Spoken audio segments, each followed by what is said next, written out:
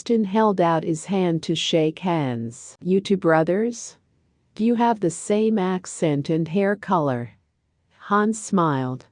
Pepper lifted his cowboy hat to show his bald head. "No, Hans, I'm an only child.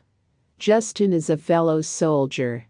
He and Ben usually work together." "Oh yes, the brooding man. Benny boy. He is quite the hunter. They have helped each other more than once in the past. Became good friends, at least I think so. Come, let's sail out towards your island, Pepper." Hans motioned the two men to board the sailing boat. Pepper stepped right on, but Justin had a hard time getting on. "Come now, my chubby bunny, let me help you," Hans teased. Justin shot him a glare. "I'm not a bunny." Justin hisses. "How does a homeless guy get so chunky?"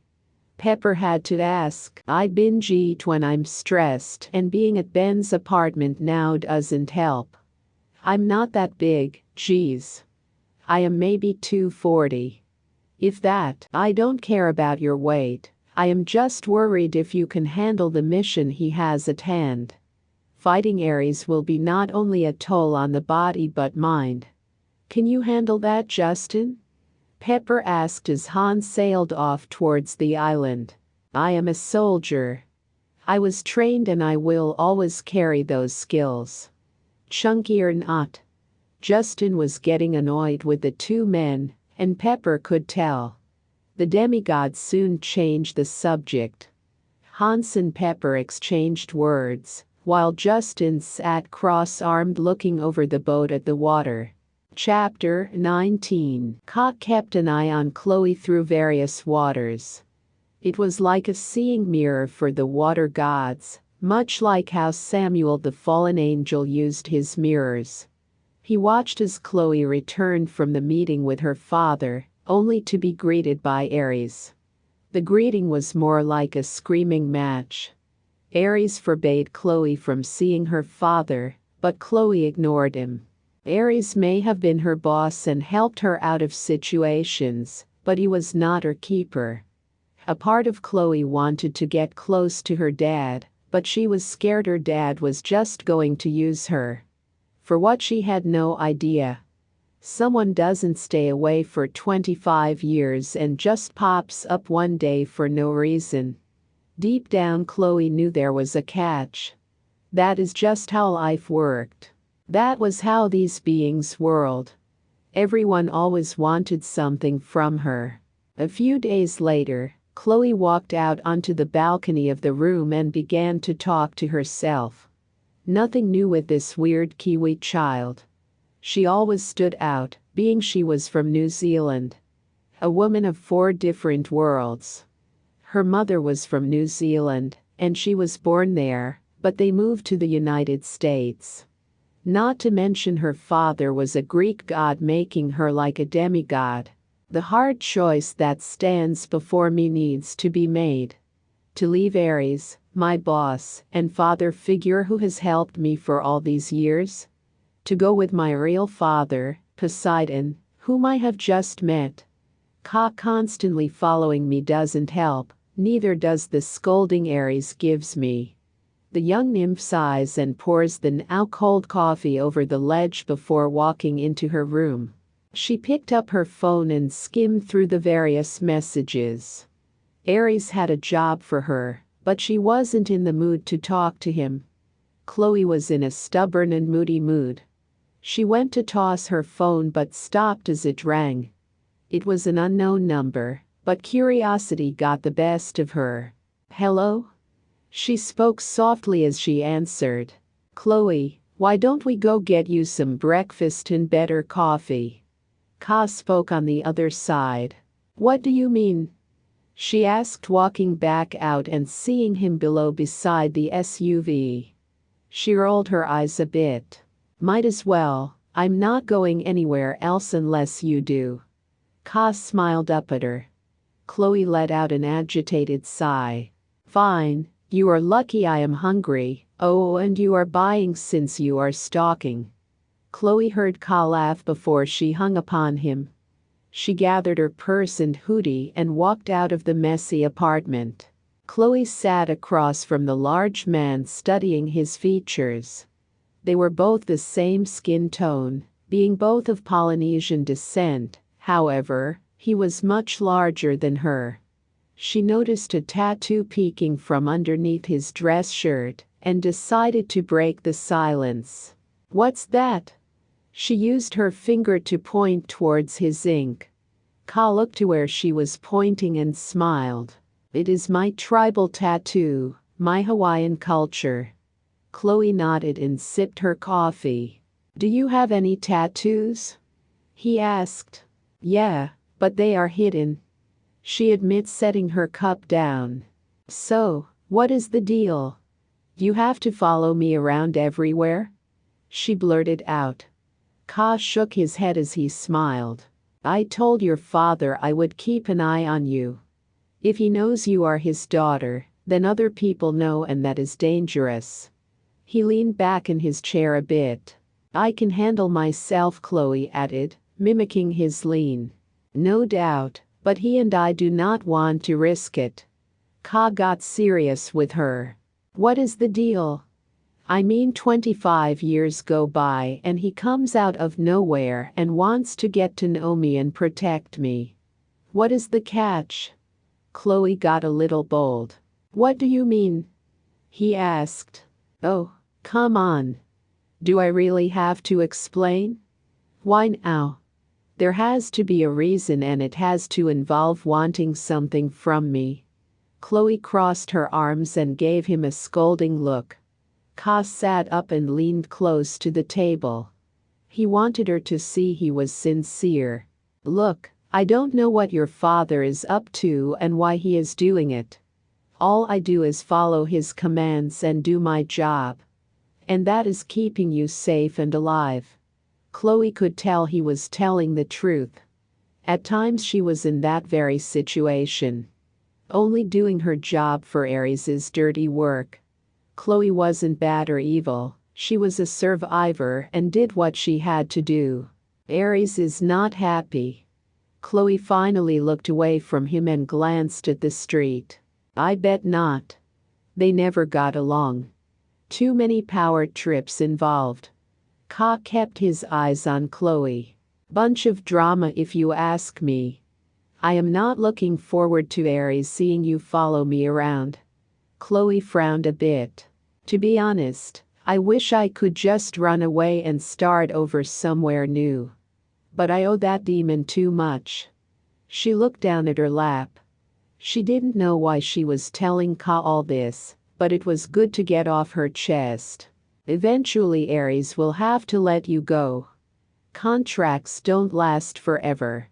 Besides, I am sure your father can help you out of it. So, I can owe him? I am tired of owning people. Being told what to do and when to do it." Chloe fumbled with her empty cup. "Well, you won't hear anything like that from me. I'm just a stalker." Ka chuckled and Chloe couldn't help but smile. "Ah, look. There it is." A smile. Ka pointed and laughed along with her. Later that day, Chloe walked into Ares' high-class Mason off Long Island, New York. Weapons lined the hall and were in just about every inch of that house. It was a bit creepy, but that is how Ares was. Always sporting his bloodlust. Chloe reached his office and knocked before entering the room. Finally, the little squirt shows up. Ares teased Chloe as she made her way into his elaborate office. "I have a new task for you. A hunter has been poking his nose around my casinos and hotels. He even killed some of my men. I need you to deal with him."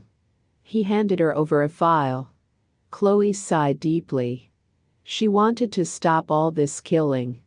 She didn't like it one bit, but there was no way out. She was in deep water with Ares, and these waters she couldn't control. Benjamin Davis, a fairly new hunter, but tough. He took out the whole Royal Coven in the Bronx.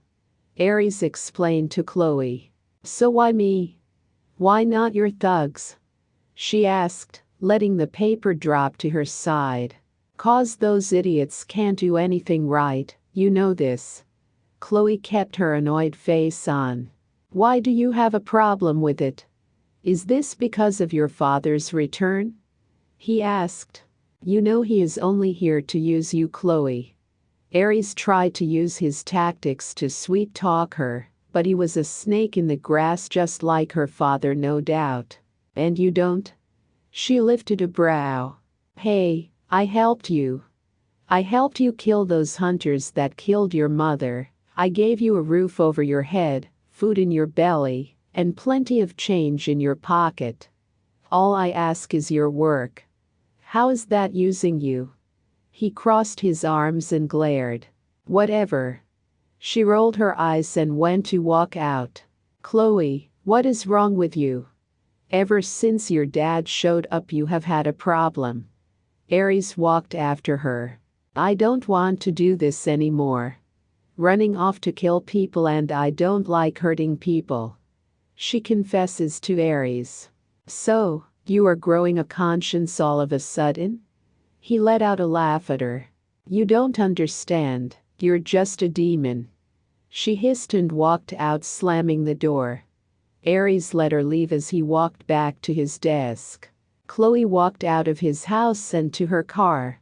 She did her best to hold the tears back, but they bubbled up in the sides of her eyes, falling. Her throat had a lump burning to burst out in crying. The Polynesian beauty just wanted to be normal for once. To do what normal humans did. Work, school, or even run a small store, anything but this. Maybe her father could help out from this contract life, but at what cost? Everything had a price.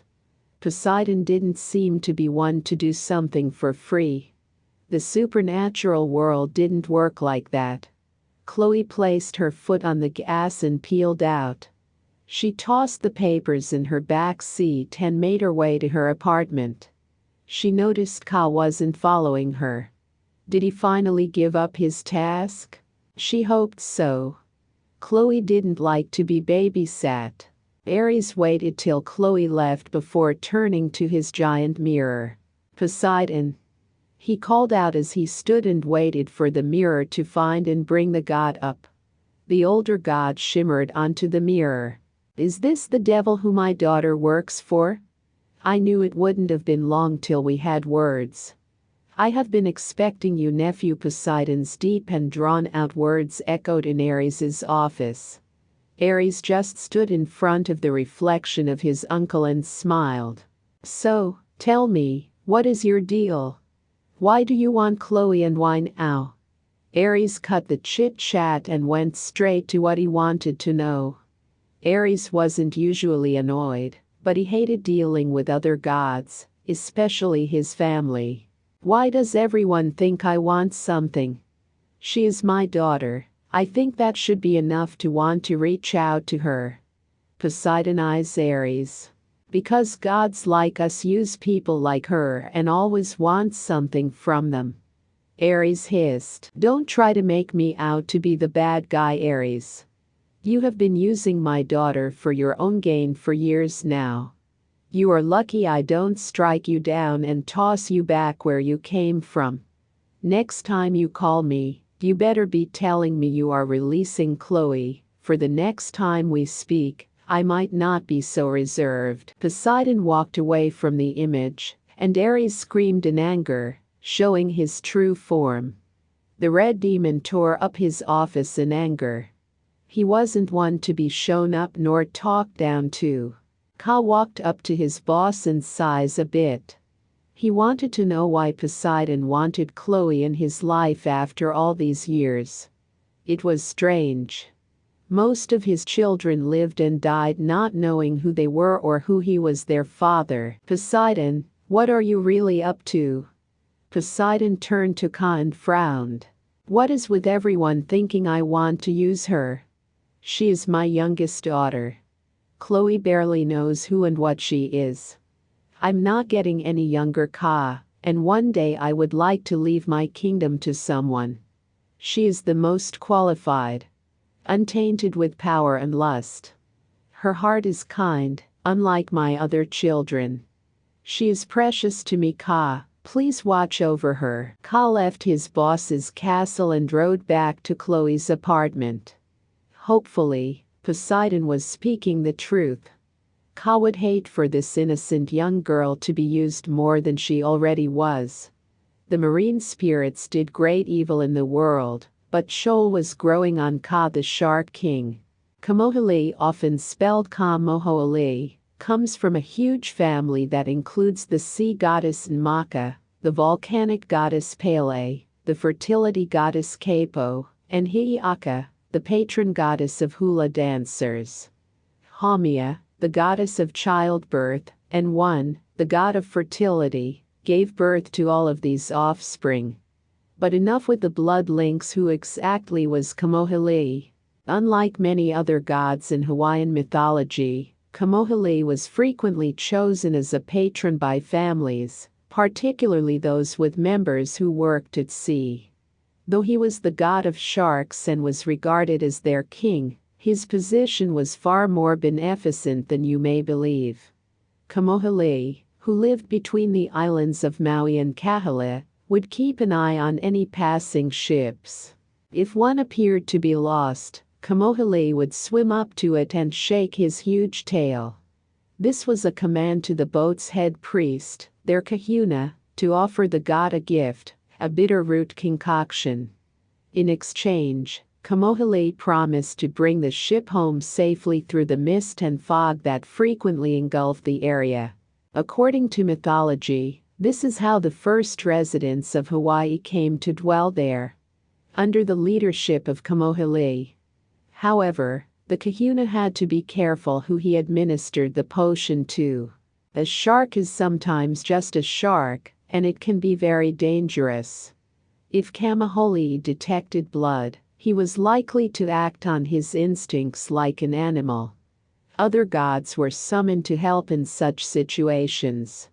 It should be noted that Kamohili was not the only shark god. Nonetheless, he was the most powerful. This was something the kahuna had to keep an eye on as well.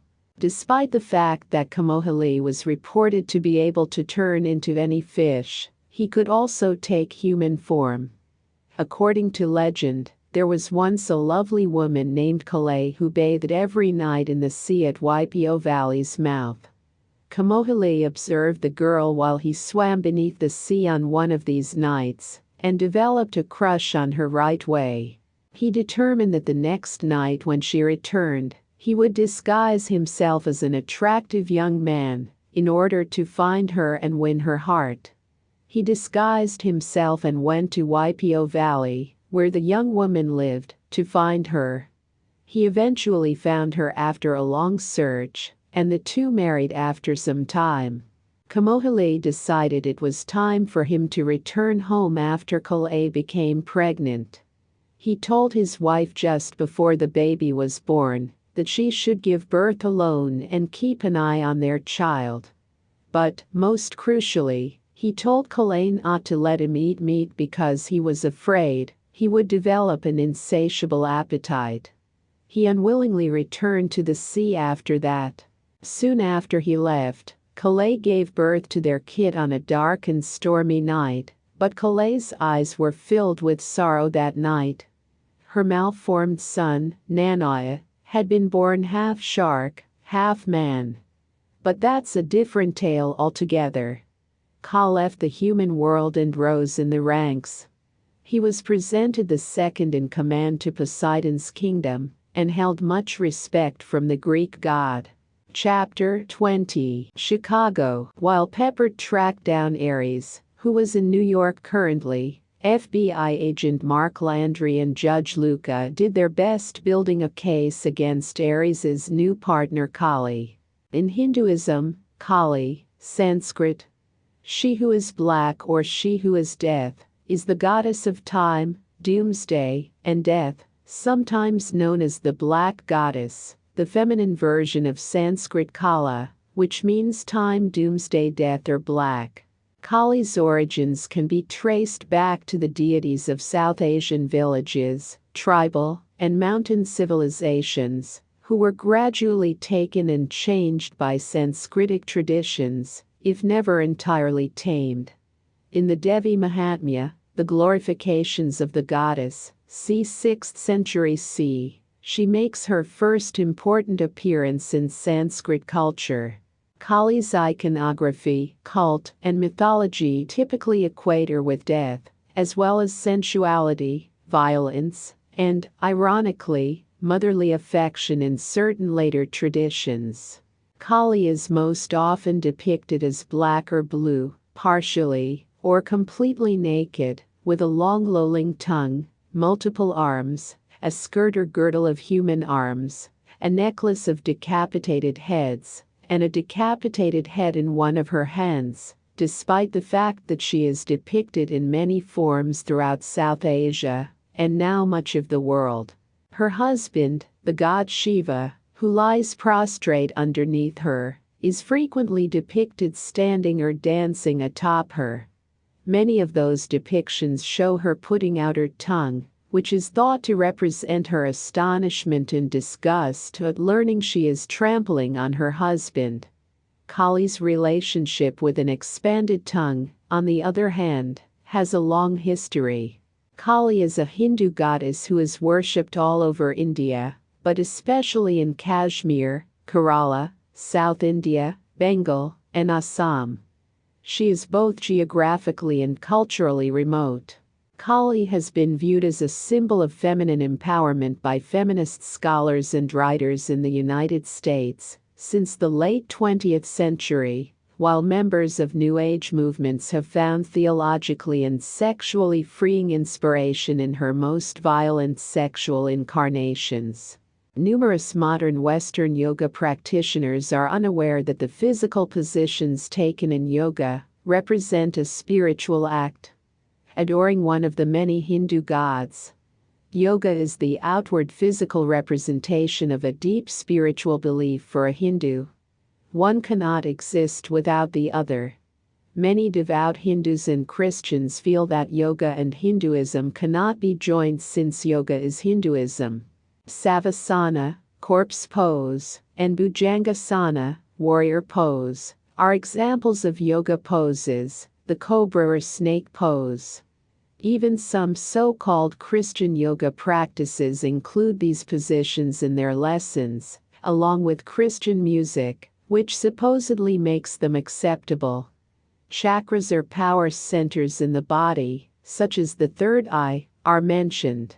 The end of yoga class relaxation and visualization phase is expertly intended to clear the mind, which can expose one to dangerous spiritual influences. We are told as Christians to be converted by the renewing of your mind, Romans 12:2, not be transformed by the emptying of your mind. Many people believe that the transformation process begins when we meditate and feed on God's Word, renewing our minds by filling them with God's thoughts, rather than emptying or filling them with man's proud conceptions. Yoga literally means union with oneself. The apex of all potential attainments in Hinduism is knowing of the self, which offers to escape from suffering and reincarnation. According to Hinduism, in its highest state of consciousness, the self is omnipotent, omniscient, and possessing all power. Ancient Hindu teachings may be traced all the way back to the Garden of Eden's fall, and are closely linked to the serpent's deceptive Satan's promise to Adam and Eve, "You can be like God." Yoga is generally known in the West and is most commonly associated with the physical exercise that is taught at every YMCA, fitness studio, and health symposium, and that is advocated by your doctor, chiropractor, Dr. Laura, Oprah, and even some pastors. Most people in the United States are unaware that each yoga pose asana is a religious act in which Hindu gods such as Shiva, Surya, Vishnu, Hanuman, and Krishna are honored. A lot of the New Age religion creeps inside of the us in the world, being pushed by these fallen ones. Kali took advantage of the people's ignorance and unlearned ways in Chicago. While other false deities spread across the country, chaos settled here. The judges were dispatched to shut her down and educate the people, Christians and non-Christians. They knew they could only educate them. It was up to them to change their minds.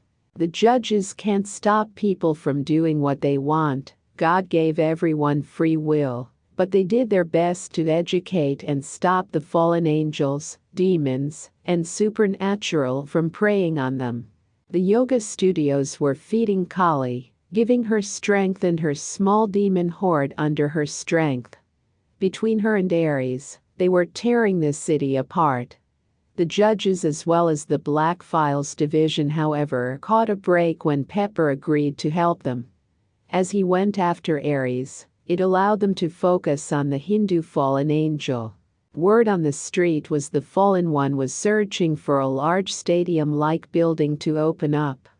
There she could funnel in thousands to practice worship, yoga, towards her, feeding her energy to help her grow. If anyone would know anything about this, it would have been Mark's sister Andrea. Andrea grew up in a small country town in the south. She was a sweet country gal with a slight rebel side. She had decent loving parents and family except for her uncle. One drunken night when she was 17, he raped her and tried to cover it up. Andrea told her parents, but they didn't believe her. She was prone to start trouble. Mark, her brother, and Mike, her half-brother, would have believed her, but Mark was away at Langley School to become an FBI agent, while Mike was always in jail. This angered her, so she packed her things and ran away to the city. That was when things went even darker. With no high school diploma nor work experience, Andrea did what she could do to survive. The country girl was able to get a job at a few clubs dancing. She even got involved with an escort service so she could make extra money. The man who owned it started to abuse her and treat her like crap. Andrea was miserable and became addicted to pain meds and alcohol. After the pimp broke her arm, Andrea finally was fed up with it. The man when he raped a young escort and tried to claim he didn't. It brought her back to her teenage days, and Andrea flipped.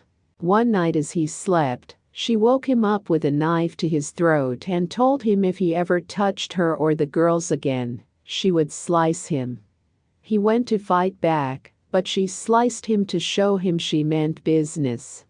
Andres went to cut off his manhood, but he begged her, telling her she could have anything.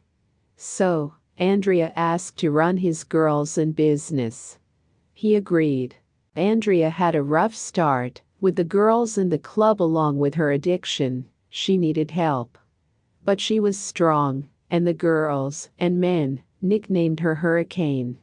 She then met a man who could help her. The two became a power couple, running and opening many clubs and escort services. Not long after, Andrea became pregnant and the two married. For the pregnancy, she quickly went cold turkey on her addictions and tried to stay clean, but as soon as she had the kid, she hit the drugs hard. Her husband was barely around, and between the drugs and alcohol, she found herself in others' beds. Her spiral caused her to not only lose her company, but also her baby. This opened her eyes to her situation, and Andrea finally sought help. Although Andrea finally was able to quit the drugs and club life, her new passions were turned towards cars. Even as a young girl, she liked tinkering with old automobiles in the neighborhood. In an attempt to reconnect with his daughter, Andrea's father opened up a car shop with her. The two became closer throughout the years, especially after her mother passed away, but Andrea's criminal ways soon began to crop back up. She started boosting cars and stealing them to sell. This made her business skyrocket as the top-notch criminals and other rich folks bought and traded cars from her. She also pulled jobs where she was the driver. Currently, she was laying low in her auto business. The last job she pulled with Connor Jameson and crew put her on the radar with a few people. To Mark's surprise, his sister was in town. The agent and Judge Luca made their way downtown. If anyone knew about the criminal activity going on in Chicago, it was Andrea. Mark and Luca made their way into the busy automotive shop. Human and non-human workers littered the garage, busy in their work on the various cars inside. Mark did his best to turn a blind eye to this. He wasn't there to bust his sister, but to get information. Luca almost tripped over a tiny gremlin that was using a rolling bench as a roller skate. The thing ran into a car jack to avoid the judge. The jack almost fell, but a large Sasquatch creature caught it. The two began arguing as a female voice spoke overhead. "What brings my brother to my garage? I see your friend is making a mess of things." Andrea leaned over the railing and pointed at Luca. "Excuse miss." The thing came out of nowhere. Luca used a praying hand gesture to ask for forgiveness from Andrea. Her stern face turned into a smirk as she motioned for the boys to come up to her office. The two men walked briskly up the flight of stairs and closed the door behind them to her office. The loud sounds of the garage were silenced, giving Mark an opportunity to speak without yelling. "Hello, sister. How are you?" he asked as he looked around the office. "Depends on why you are here," brother Andrea asked as she sat in her armchair watching the men. "Who is your friend?" "Judge Luca." "Hanging with judges now?" "It seems we both are." "Connor Jameson. I read his file. He is an ex-judge." "What kind of mess are you two in?" "I heard it is major, and that is why you are laying low here." "So, come to check up on me or to arrest me?" She spoke bluntly. "I came for information only, and to see how you are, little sis." Mark smirked as he took a seat. Andrew eased up and leaned over the desk. "How is Dad?" he asked. "He is all right. He and Mikey are taking a camping trip." "A real camping trip or a job?" Mark asked. He knew his father was an ex-military man like his brother. Their dad mostly stuck to the recruitment of ex-military guys and helped them find classified or off-the-book work, but he also sometimes took jobs when he was bored. Luca leaned against the back brick wall and watched the two siblings interact with each other. "So, brother, ask what you have to ask me. As much as I enjoyed this reunion, I do have work to do." Andrea sighed a bit and sat up straight in her chair. "As you know, I am currently in the new division that monitors and handles the supernatural." "Aha." She spoke unamused. "The current case I am working on is the fallen angel Kali. I heard she is buying up yoga shops around the city and drawing the people going there." "Are you talking about the blue-skinned woman with 4 arms?" she asked. "Yes, that is correct. Last I heard she was looking for a stadium-size building." "This was also a tip we received, but wasn't sure of the validity," Mark responded. "I believe she has her eyes on the United Center. The Bulls basketball team is building a larger stadium and has this on the market. Check there, brother." Mark nodded and stood up from the chair. "Stay safe, sister, and feel free to stop by the division anytime." "Oh, you know a girl has to keep up her reputation. I can't be seen hanging around a federal office." She ground. Mark motioned to Luca to follow him out. Andrea gave her brother and Judge a wave goodbye. The noise of the garage came rushing back as they opened the door of her office. The two men made their way downstairs and back towards Mark's car. "So, the next stop is the realtor agency that is handling the sale of the stadium?" Luca asked. "Yes, we need solid proof. I trust Andrea, but the agency and the crowd no doubt wants a paper trail." Luca nodded in agreement as the two men quickly entered the car and sped downtown. Chapter 21. New York. While Pepper and Justin drew out the layout of the island they had searched days before, Ben made his way through the crowded streets of New York. He had been there only a few years, but the hunter was able to put together a list. The list of supernaturals who ran the city and exactly who he needed pressed to get answers. The ex-Navy SEAL used to have a normal job and life until the supernatural showed up. Ben's construction business back in New Jersey was left to his friend to run as he made his way here. Ben may be new to the game, but his hardcore style and passion for it drive him to be the best. The quickness on his feet and determination that drives him makes him a nightmare to the monsters in the dark. Ben might have only been chasing monsters for the past 5 years, but the terror on 2 legs made a name for himself after taking down the whole royal coven of witches. The reason for his turn from construction work to hunting was the death of his grandmother. He was raised by her, so when the witches targeted and killed the old lady, Ben took action. He knew nothing of the supernatural, but he dove headfirst into learning to take them out. He needed the knowledge if he was going to defend himself as well as clean up the streets in his city. After taking out the coven, Ben knew he would always have a target on his back. Ben's currently looking into a hotel and casino in Upper New York. The rumor was it was run by a witch and possibly a witch who worked for Ares. This information would help out Pepper and their current mission, so the hunter decided to make it a solo trip. Ben never really was one to join in with the international chasers. It was a fancy word for hunters who hunted down the supernatural.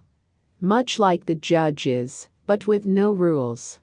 Only recently he come into a working partnership and brotherhood with his found friend Justin. As a fellow soldier, it was not only his duty to help the man, but an honor to aid a fellow brother in arms. Most vets like Justin ended up dying on the streets alone or in a mental hospital. Ben was grateful Pepper showed up when he did as well. Ben knew an older fellow could really take Justin under his wing and help him where Ben lacked. Ben was more of a pushover and let Justin do as he wanted, but Pepper would no doubt shape him up and get Justin back to duty-ready service. It was a war they were facing. Not just a physical one against this enemy, but a mental one. This enemy was far greater than any human one Ben or any armed force had faced. This was the ultimate enemy for souls. Ben wasn't one for a lot of churches. Sure, he believed in God and whatnot, but never really put a lot of thought into it. He was focused on the current situations more than his own soul, and if it was right with God or not. Ben flagged down a cab and gave the driver the address to the casino. The place was too far to go on foot. Meanwhile, across town, the Hawaiian honked his horn, and it startled the walking nymph. She turned to see Ka smiling at the fact he scared her. Joel walked closer towards the SUV and smacked the hood hard. "Really?" she hissed as she walked to the driver's window. "Come on, it was funny."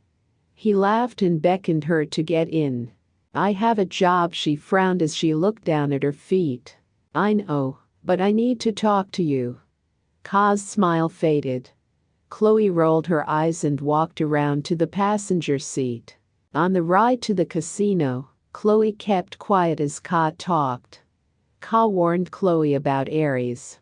How he was the one using her and how her father just wanted her safe. She could tell the Shark King was concerned about her, and she almost found it sweet. Poseidon is the one normally out to use people, but this time I believe he is sincere. Ka spoke of the conversation Ares and Poseidon had. Ka explained he listened to the two argue about Shoal. Chloe didn't have anything to say, and honestly, she didn't know what to say. "I'm not telling you what to do, Just letting you know what is going on. Ka parked and looked over at her. She let out a sigh and opened the door. Thanks for the ride. That was all she said before hopping out. Ka watched her enter the casino, shaking his head. His job was to watch and protect her, but she was making it very difficult to do so. Chloe walked through the casino almost invisible to the others. Lights, smoke, and laughter filled the gambling hall, as both humans and supernaturals alike played their luck for money. Most of the time in this hotel, luck went to the house, but to keep them coming for more, and to keep from being accused of rigging, the witch allowed them to win. Chloe was sent to find the hunter that was getting too close to Ares's witch's business. The nymph was getting really tired of being an errand girl, less a lone killer. She only did those things to survive, but now her father was back, she wanted out.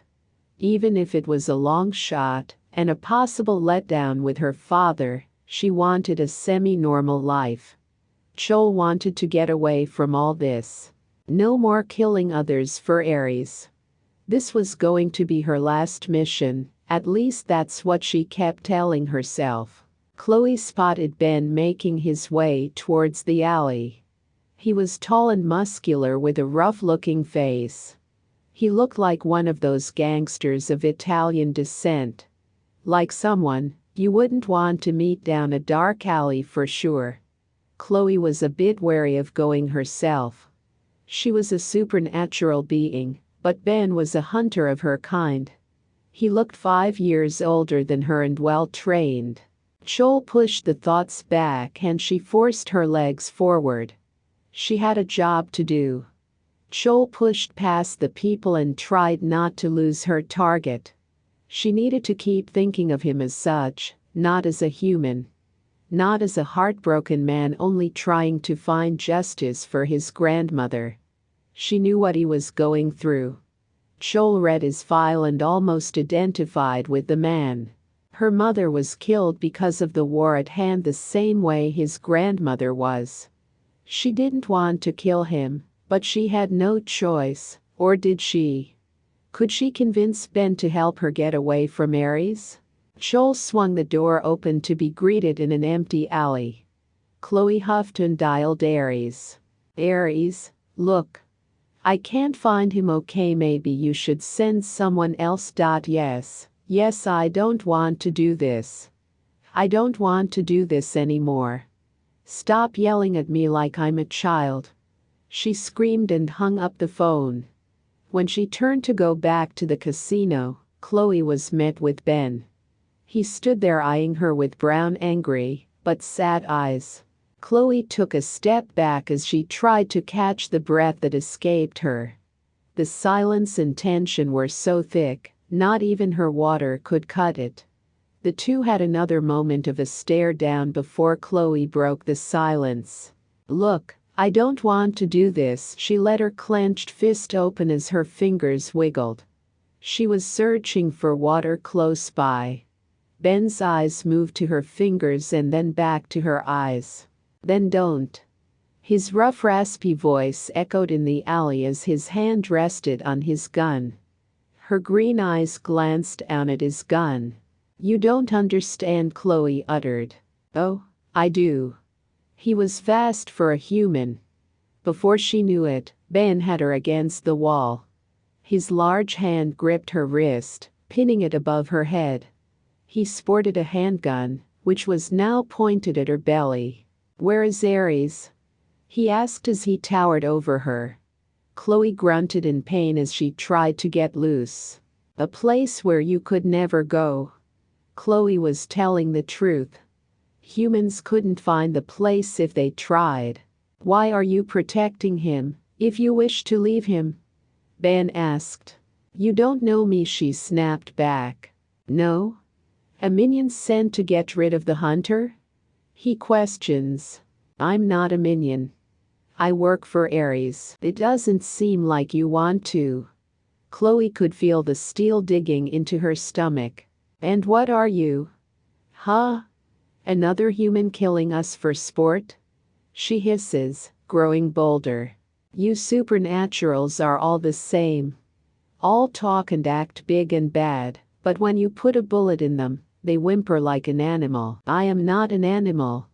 Her other hand searched for water and finally found some. Slowly she made the puddle stream closer to her. Savage, murdering animals. Unholy terrors who go after the innocent for sport. Ben growled. And what do you think you are doing? You hunters are no saints. She snapped back. At least I don't devour unborn children. Neither do I, nor do I gang up on a mother and child and kill the mother because her daughter is different. She screamed out as a hot tear streaked down her face. No, they just gang up on old sweet ladies. Don't want to answer me? Fine. He clicked the hammer and went to shoot her, but amidst the argument, Chloe froze the gun to his hand. Chloe noticed his distraction and used her heel to stomp his foot. The large hunter stumbled back, and Chloe used her powers on him, using the force of his own blood to fling him back. With a loud cry and bang, Ben flew and hit the brick wall. She was getting rusty. Chloe could have just drained him and been down with all this, but she didn't want to kill anymore. Ben spit some of his blood on the concrete as he looked up at her. Go on, demon. Finish me. I'm not a demon. She cursed at him a little. No, you just work for one, he chuckled sarcastically as he tried to get the frozen gun off his hand. I could have killed you, I should have. She yelled at him. Then why don't you? Want to make sport of me first? Stupid human. No wonder why our kind doesn't get along. Chloe was distracted by the phone ring. Ben saw his chance and tossed a flare at the water bender. She let out a scream as the fire burned her and her clothes a bit. The distraction gave Ben a chance to get up from the wall and take off running. Chloe stumbled to the casino's women's bathroom. Her arm and leg were badly burned, and her clothes seared by the hunter's flare fire. She bit down on her lip as she leaned over to turn the water on. Using what energy she had left, she used the water to slowly heal her burns. The large mirror in front of her shimmered as Ares appeared. Chloe didn't even look up. She was focused on healing herself. Is it done? Ares demanded. No. She spat angrily at him. Why not, Chloe? I told you to kill the human hunter. I tell you to do something and you do it. Ares continued to yell at the nymph Nereid. Each word made her teeth gnash in anger. Her arm and half of her leg were healed up nicely, but before she could finish, Ares's hand jetted out from the silver shimmer and grabbed her neck. You will obey me. I am not your pet. I am the daughter of Poseidon. She screamed. She pulls away and uses the water to freeze the mirror. Chloe fell back before the glass shattered into millions of pieces. Finally, Chloe stood up to the abusive demon. No more would she be his lackey. No more would she be ordered around by people. She was the princess of the sea, and it was about time she acted like it. Ben finally pulled the frozen gun from his hands and tossed it, and the lighter he was using across the room. He flexed his fingers open and closed to try and get the blood flow back. He cursed to himself as he thought back at the fight he had with that creature. He didn't exactly know what kind of being she was. He never ran into something that could control water like that. He was unprepared, and Benjamin was lucky to make it out alive. The girl seemed to not want to kill him, but he couldn't risk trusting a supernatural being. Ben needed to find more information on this girl. He would not make the same mistake again. He rose from the chair and made his way to the sink. Turning on the warm water, he glanced up into the mirror. His face looked different. The hunter couldn't quite tell what it was, but the eerie feeling in his gut turned and twisted. Ben blinked a couple of times and even willed his eyes. Maybe he was just exhausted and needed sleep. Ben closed his eyes for a moment to take in a breath to calm himself. As he opened them, he noticed his reflection smiling. Ben's eyes went wide with fear as he took a step back. A hand reached out from the mirror to swipe at Ben, but it was stopped.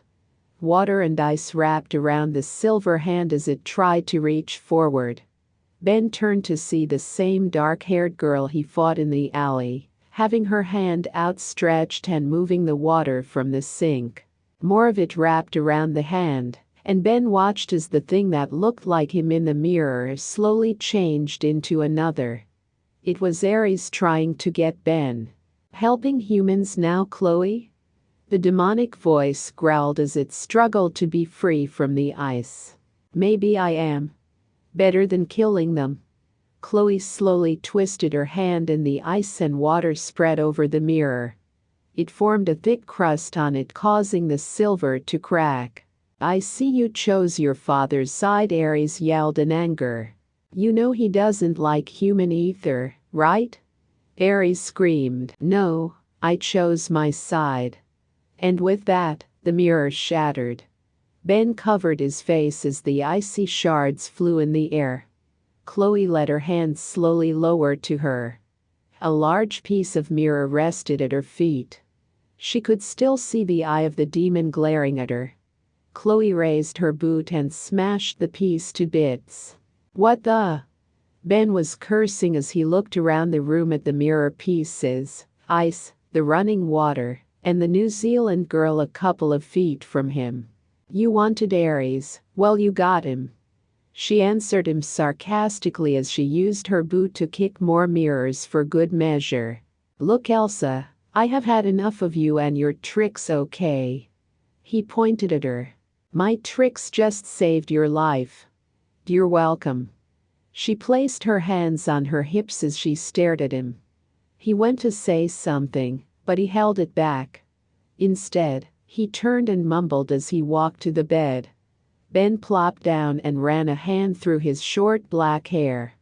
Chloe could tell he was confused and or afraid. Either that or upset, or maybe both. She had just met the guy a few hours ago in a back alley.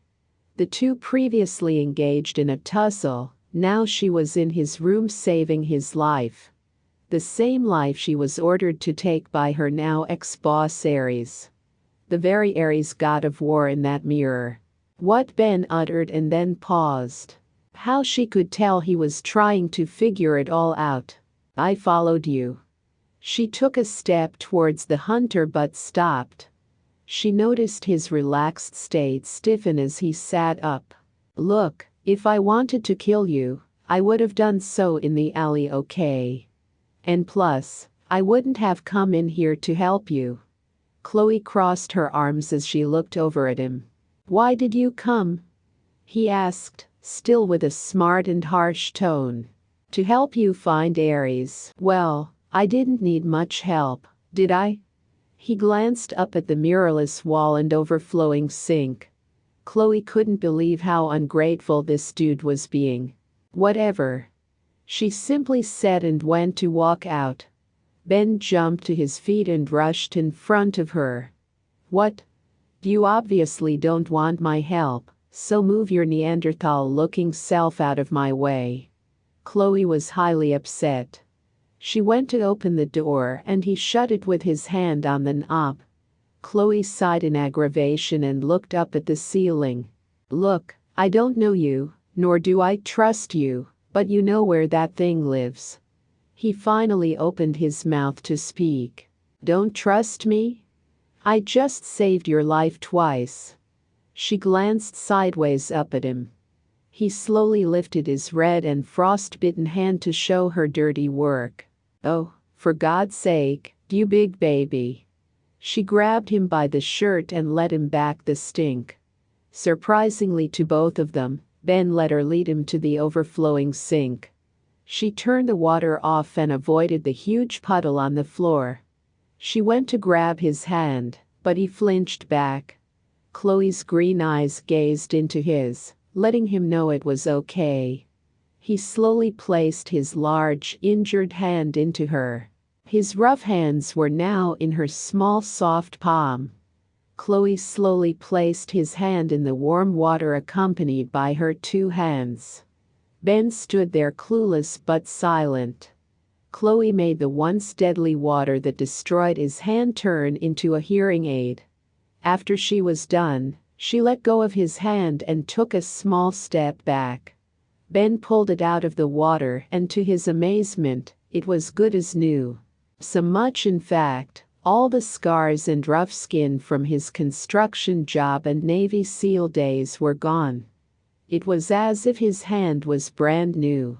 Now, can we please talk about going after Ares?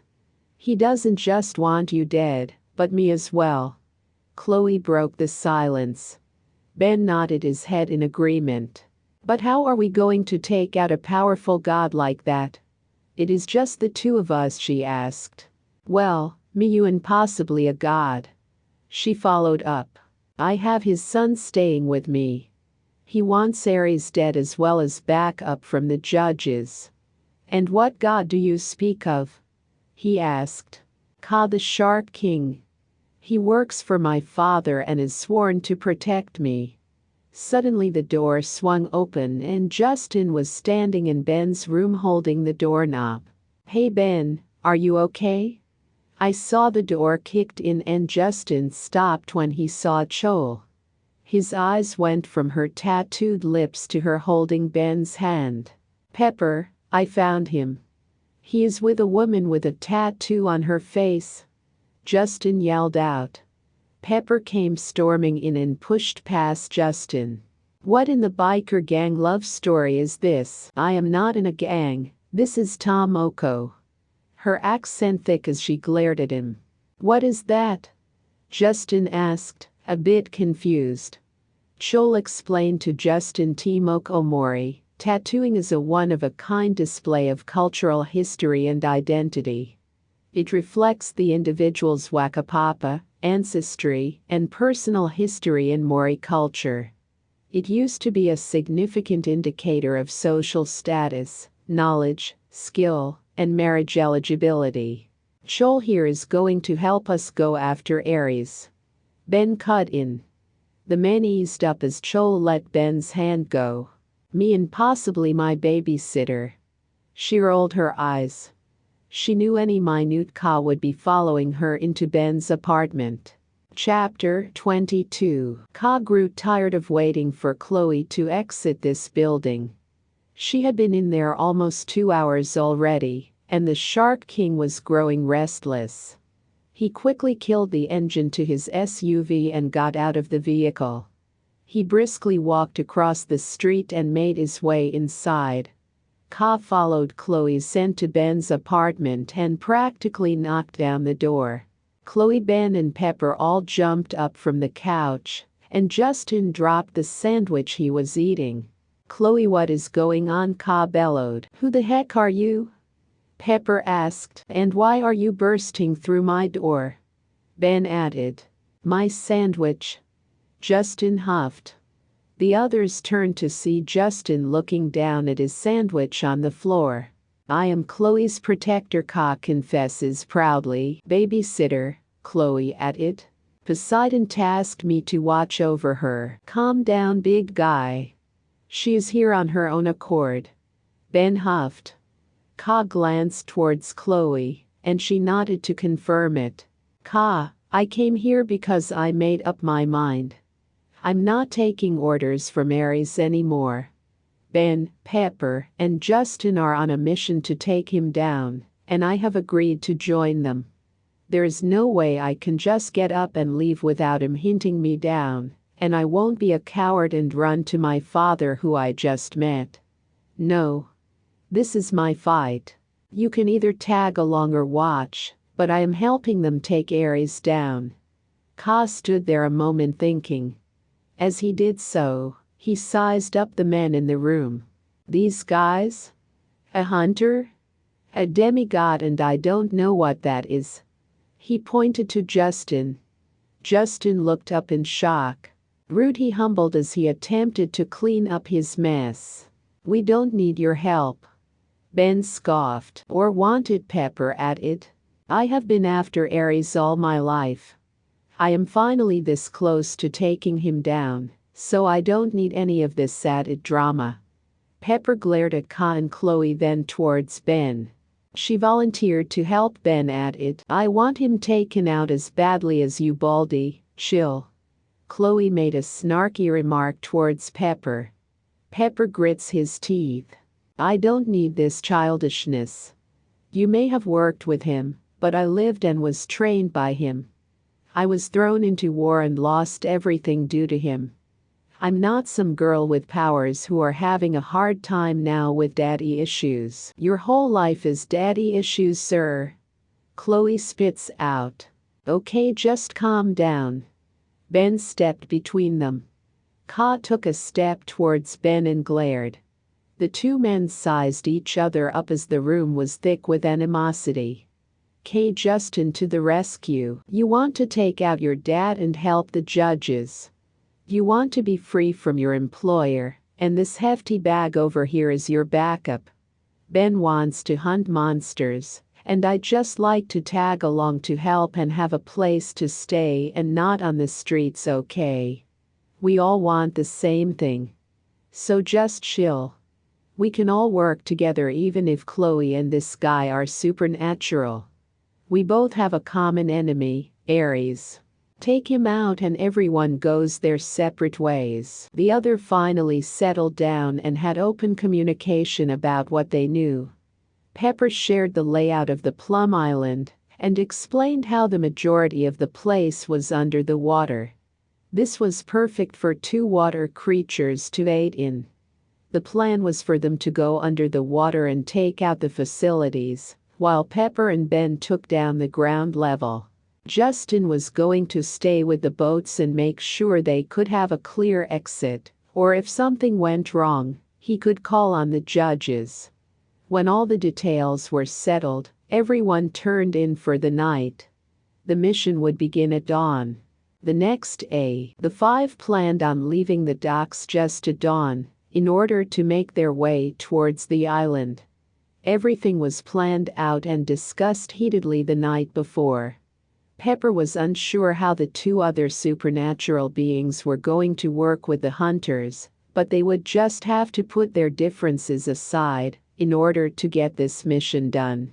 This cause far outweighed their petty differences, and they could go back to hating or hurting each other after Ares was dead for all Pepper cared.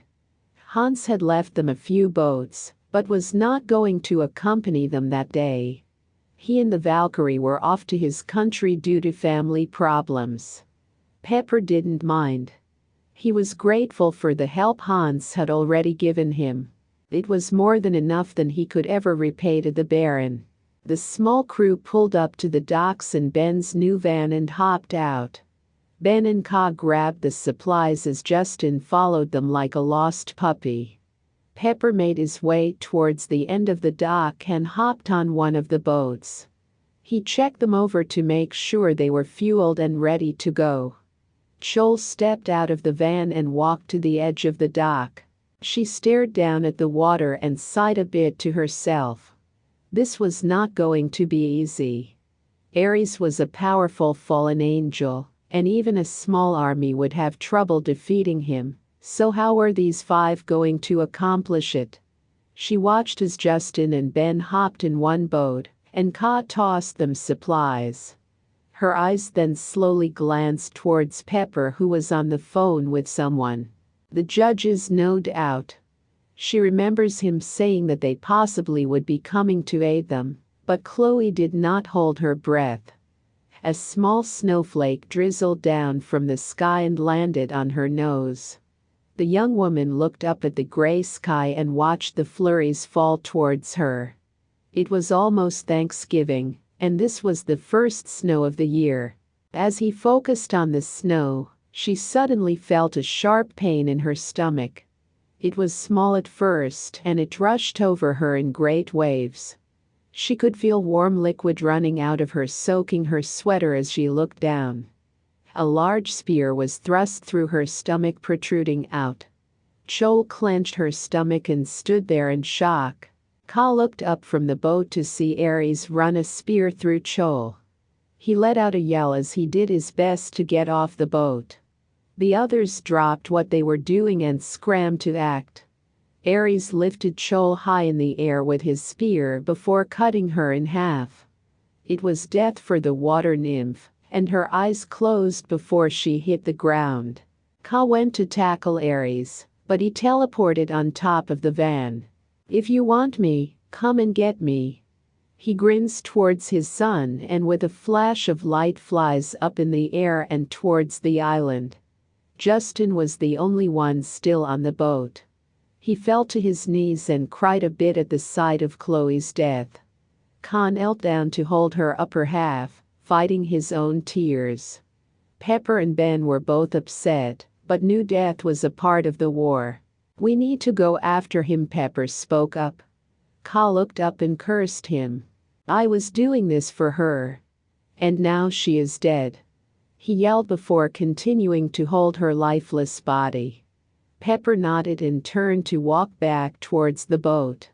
If it was just going to be the three of them, fine. Pepper was not going to let anything get between him and his mission to kill Ares today. Ben watched Pepper start up the boat and race towards the island. He then turned back towards Ka with a mournful look. "I am sorry." That was all he said before turning to get on the boat with Justin, who was sobbing at this point. Ben started up the boat and raced off to join Pepper. Ka watched them drive off and disappear on the horizon. The Shark King slowly then lifted up her upper and brought it to the water's edge. He began yelling for Poseidon as jumped into the murky water. When he was fully submerged, the Greek god of the sea appeared to Ka. His eyes went wide as he noticed his lifeless daughter. "I gave you one task, Ka. To protect my daughter. You stupid shark. I should have never trusted you with this task." Poseidon cursed, each word cutting Ka inside. He was already upset at the fact that Chloe was dead. He had grown fond of the woman and almost loved her in his own way. She did not deserve this. He should have been the one to die. "I made you who you are, and you couldn't even do one thing. I strip you of your command and you are banished from my kingdom. You will no longer have my blessing. You will grow old and die like you should have when you were fully human. Now I will have to find another one of my children to replace Chloe." With this, Ka's eyes went wide and then narrowed with anger. "Chloe was your child, and I mourn for her death more than you," he yelled. "I have plenty of children, and I plan to make more. It is a shame, yes, Chol was very driven and powerful. But she will be replaced just as you will be. You are heartless. I am logical. I care not. I am a great god of the sea, leader of 2/3 of the world and all the bodies of water. A fallen angel, fifth in line under Lucifer. All that matters is the endgame and the corruption of this world. I care not for the death of a mutt." He scoffed. Ka's eyes grew black like a shark's as sharp teeth protruded from his gums. He sat Chloe's body on the seafloor and turned into a great white shark.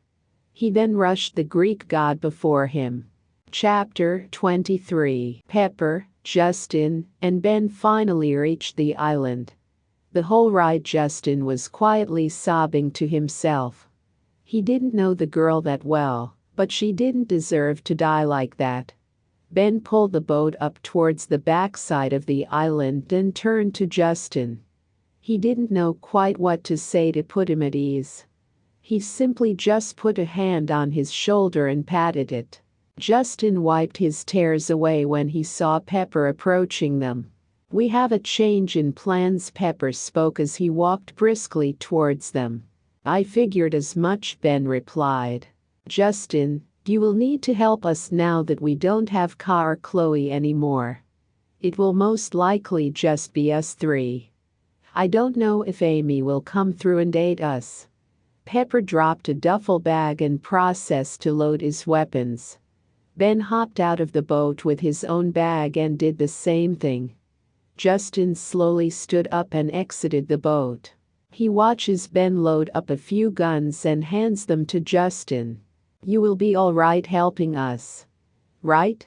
Ben asked as he held the guns towards Justin.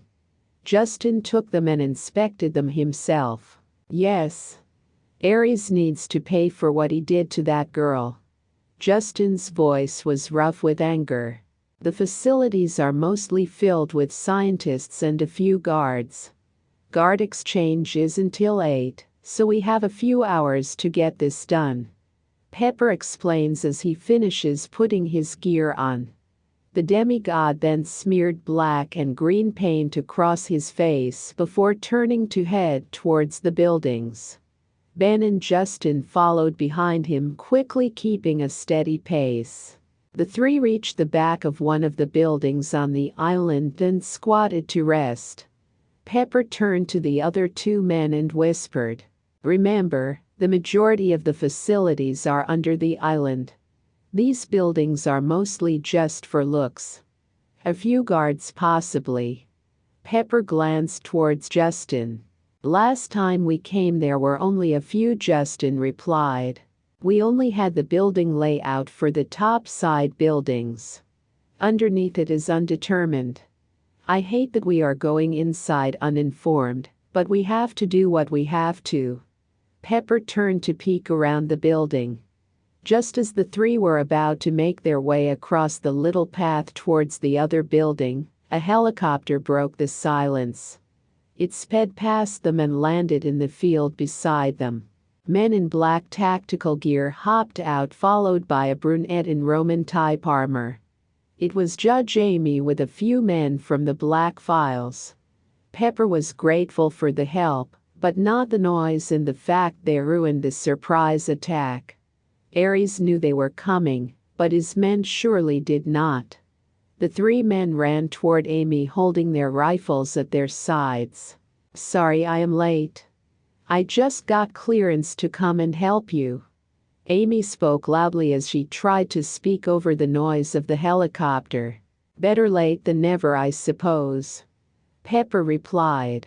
"This is your crew? I thought you had 4. Long story. Look, we need to get going, Ares knows." Pepper didn't have time for chit-chat. Amy understood and took a piece of paper from her pocket. "This is the underground building layout. I and my men will clear the way for you to get to Ares. After we clear it, we have orders to destroy the facilities." Pepper took the paper and looked it over. He then handed it to Ben. "Fine by me. Come on." Pepper then beckons Ben and Justin to follow him towards the middle building. Justin was behind the two, doing his best to keep up. He watched as the helicopter rose in the air and headed back towards the mainland. "Stay with me, Justin. I know you are capable of this. I just think you are still a bit rusty." Ben spoke up as he reached the back door behind Pepper. Justin was almost out of breath as he nodded towards Ben. He was right. Hunting lone monsters were one thing, but this was almost as if he was back in Somalia. Pepper swung open the door and opened fire on the advancing guard. He stepped inside so Ben and Justin could follow him. Like a precision tactical military team, the three men made their way inside and towards the lower levels. Amy and her men followed not long after. The men gained access easily due to the codes written on the bottom of the map Amy had given Pepper. This allowed them to not only enter, but enter unannounced. Ares was expecting them, but he did not know when, and not setting the alarms would help their pursuit. Pepper, Ben, and Justin kept moving forward down the long tunnel, ignoring the doors on either side. They passed up a few glass windows along the way but ignored what was going on inside. Amy and her men would tend to those people. They were most likely scientists who would be taken in for questioning. The three men finally reached the elevator at the end of the hall, and Pepper pressed the button. The doors opened and the men entered quickly. Pepper pressed the last button to bring them to the lowest level of the building. The doors closed and the elevator made its descent onwards. The men stood silently awaiting the elevator to reach the bottom. All were breathing heavily with anticipation. Ben looked over at Justin to make sure he was all right, while Pepper looked dead ahead. Suddenly the doors opened, but not to their floor. A guard was stunned to see the three men with rifles in the elevator. Pepper raised his gun to shoot the man, and Ben did the same. They took out the few guards rushing towards them as Pepper pressed the closed door button. Justin noticed a tall Nazi all the way down the hallway and pointed it out. "Kurt!" Pepper yelled. "I'll get him." Ben rushed forward followed by Justin. "You get Ares. Tell Amy and her men to get her down now." All Pepper could hear over the gunfire as the doors closed. Pepper picked up his phone to call Amy. "Amy, get down to the 5th floor. Ben and Justin are going after Kurt and need your help." That was all he yelled before hanging up the phone and stuffing it back in his pocket. The elevator stopped on the last floor and paused before opening. Pepper stepped to the side of the door to make sure no one would shoot at him right when the door opened. Surprisingly, no one shot at him, nor was there anyone on the floor. Pepper peeked out with his rifle raised and began to slowly walk onto the floor. The layout of this last floor was odd. It was a huge open room with a door at the far end of it, as if it was intended for training or battle simulation. Pepper made his way forward, glancing around the concrete room and glancing up a few times. The ceiling was high, about 20 feet up, and a balcony lined the upper half. The stairway was beside the door at the end where Pepper made his way towards. On her map, Amy had made a notation that this was where Ares had his office, and she was correct. Pepper could smell the fallen one as he made his approach. Pepper was on high alert as he slowly approached the door. He was alone and about to face off on a fully powered fallen angel. The last time they faced off, Ares was drained of his power and Pepper had backup. This time he was alone on this ominous floor. "Here to face me, a lone boy," Ares's voice echoed through the room. Pepper halted and moved his rifle along with his eyes looking for Ares. The light started to flicker as Ares teleported all around the room trying to psych out Pepper. "You could have been great. You could have led my armies, but now it is your time to die at my hands. The very hands that gave you power." Pepper shot a few rounds trying to hit the Greek god, but he was too fast. Ares got a few pot shots in, knocking Pepper to the ground, but Pepper was strong. He kept his gun aimed at Ares, finally getting a shot in. The wound exited the god's shoulder, but the wound soon healed. Once Pepper was out of bullets, he tossed the rifle aside and reached for his handgun. Again, he was able to hit his target a few times, but to no avail. Ares grabbed a hold of Pepper and flung him upwards. He fell hard to the ground and winced at the pain in his knee. "Remember when I gave you that limp? Where you are going, that will be the least of your problems." Ares wrapped his hand around Pepper, choking him. Pepper took a large knife from his belt and continuously stabbed Ares in the chest. The fallen angel laughed, mocking Pepper's attempts to defeat him. "I say this much, you have a lot of fight in you, but I am sure a few days in eternity that will fade." Ares used his hand to open a portal a few feet from them. Pepper glanced to see the glowing red spiral open up. A gulf of heat and foul smell rushed through. Pepper's eyes widened as he saw the chaos that was going in on the other side of the portal. "Hell, it sucks," doesn't it? We are supposed to all be sent there in the end. God made it specifically for us, but we made sure if we were going there, that we would take as many of you talking monkeys with us. Ares's human form shifted into a large angelic-looking creature. It wasn't quite human, it was a mix between light and animal features. Too bad little Pepper will get what's coming to him early. You could have avoided this fate for a bit longer if you would have done as I instructed. Too bad. Pepper closed his eyes and did something he had never done before. He prayed. It wasn't a long and elaborate prayer, it was simply a few words. God, if you are real, please help me. Forgive me and help me like Lucas says you can. With those silent words, a blinding light outshowed the portal, and Pepper went flying across the room. Chapter 24. Justin went flying across the room and slammed into the glass-like window. On the other side was the ocean that surrounded the lower levels. Ben quickly shot the man who threw Justin and proceeded to shoot at the guards. Amy and her men flooded into the room and helped Ben push forward. Kurt hid behind the human guards like the coward he was. Every now and then he would reanimate a dead guard to help fight alongside the live ones. Ben knew they had to take down the necromancer if they were to win this battle. The Nazi would no doubt be able to reanimate these men over and over, until the others were too worn out to fight.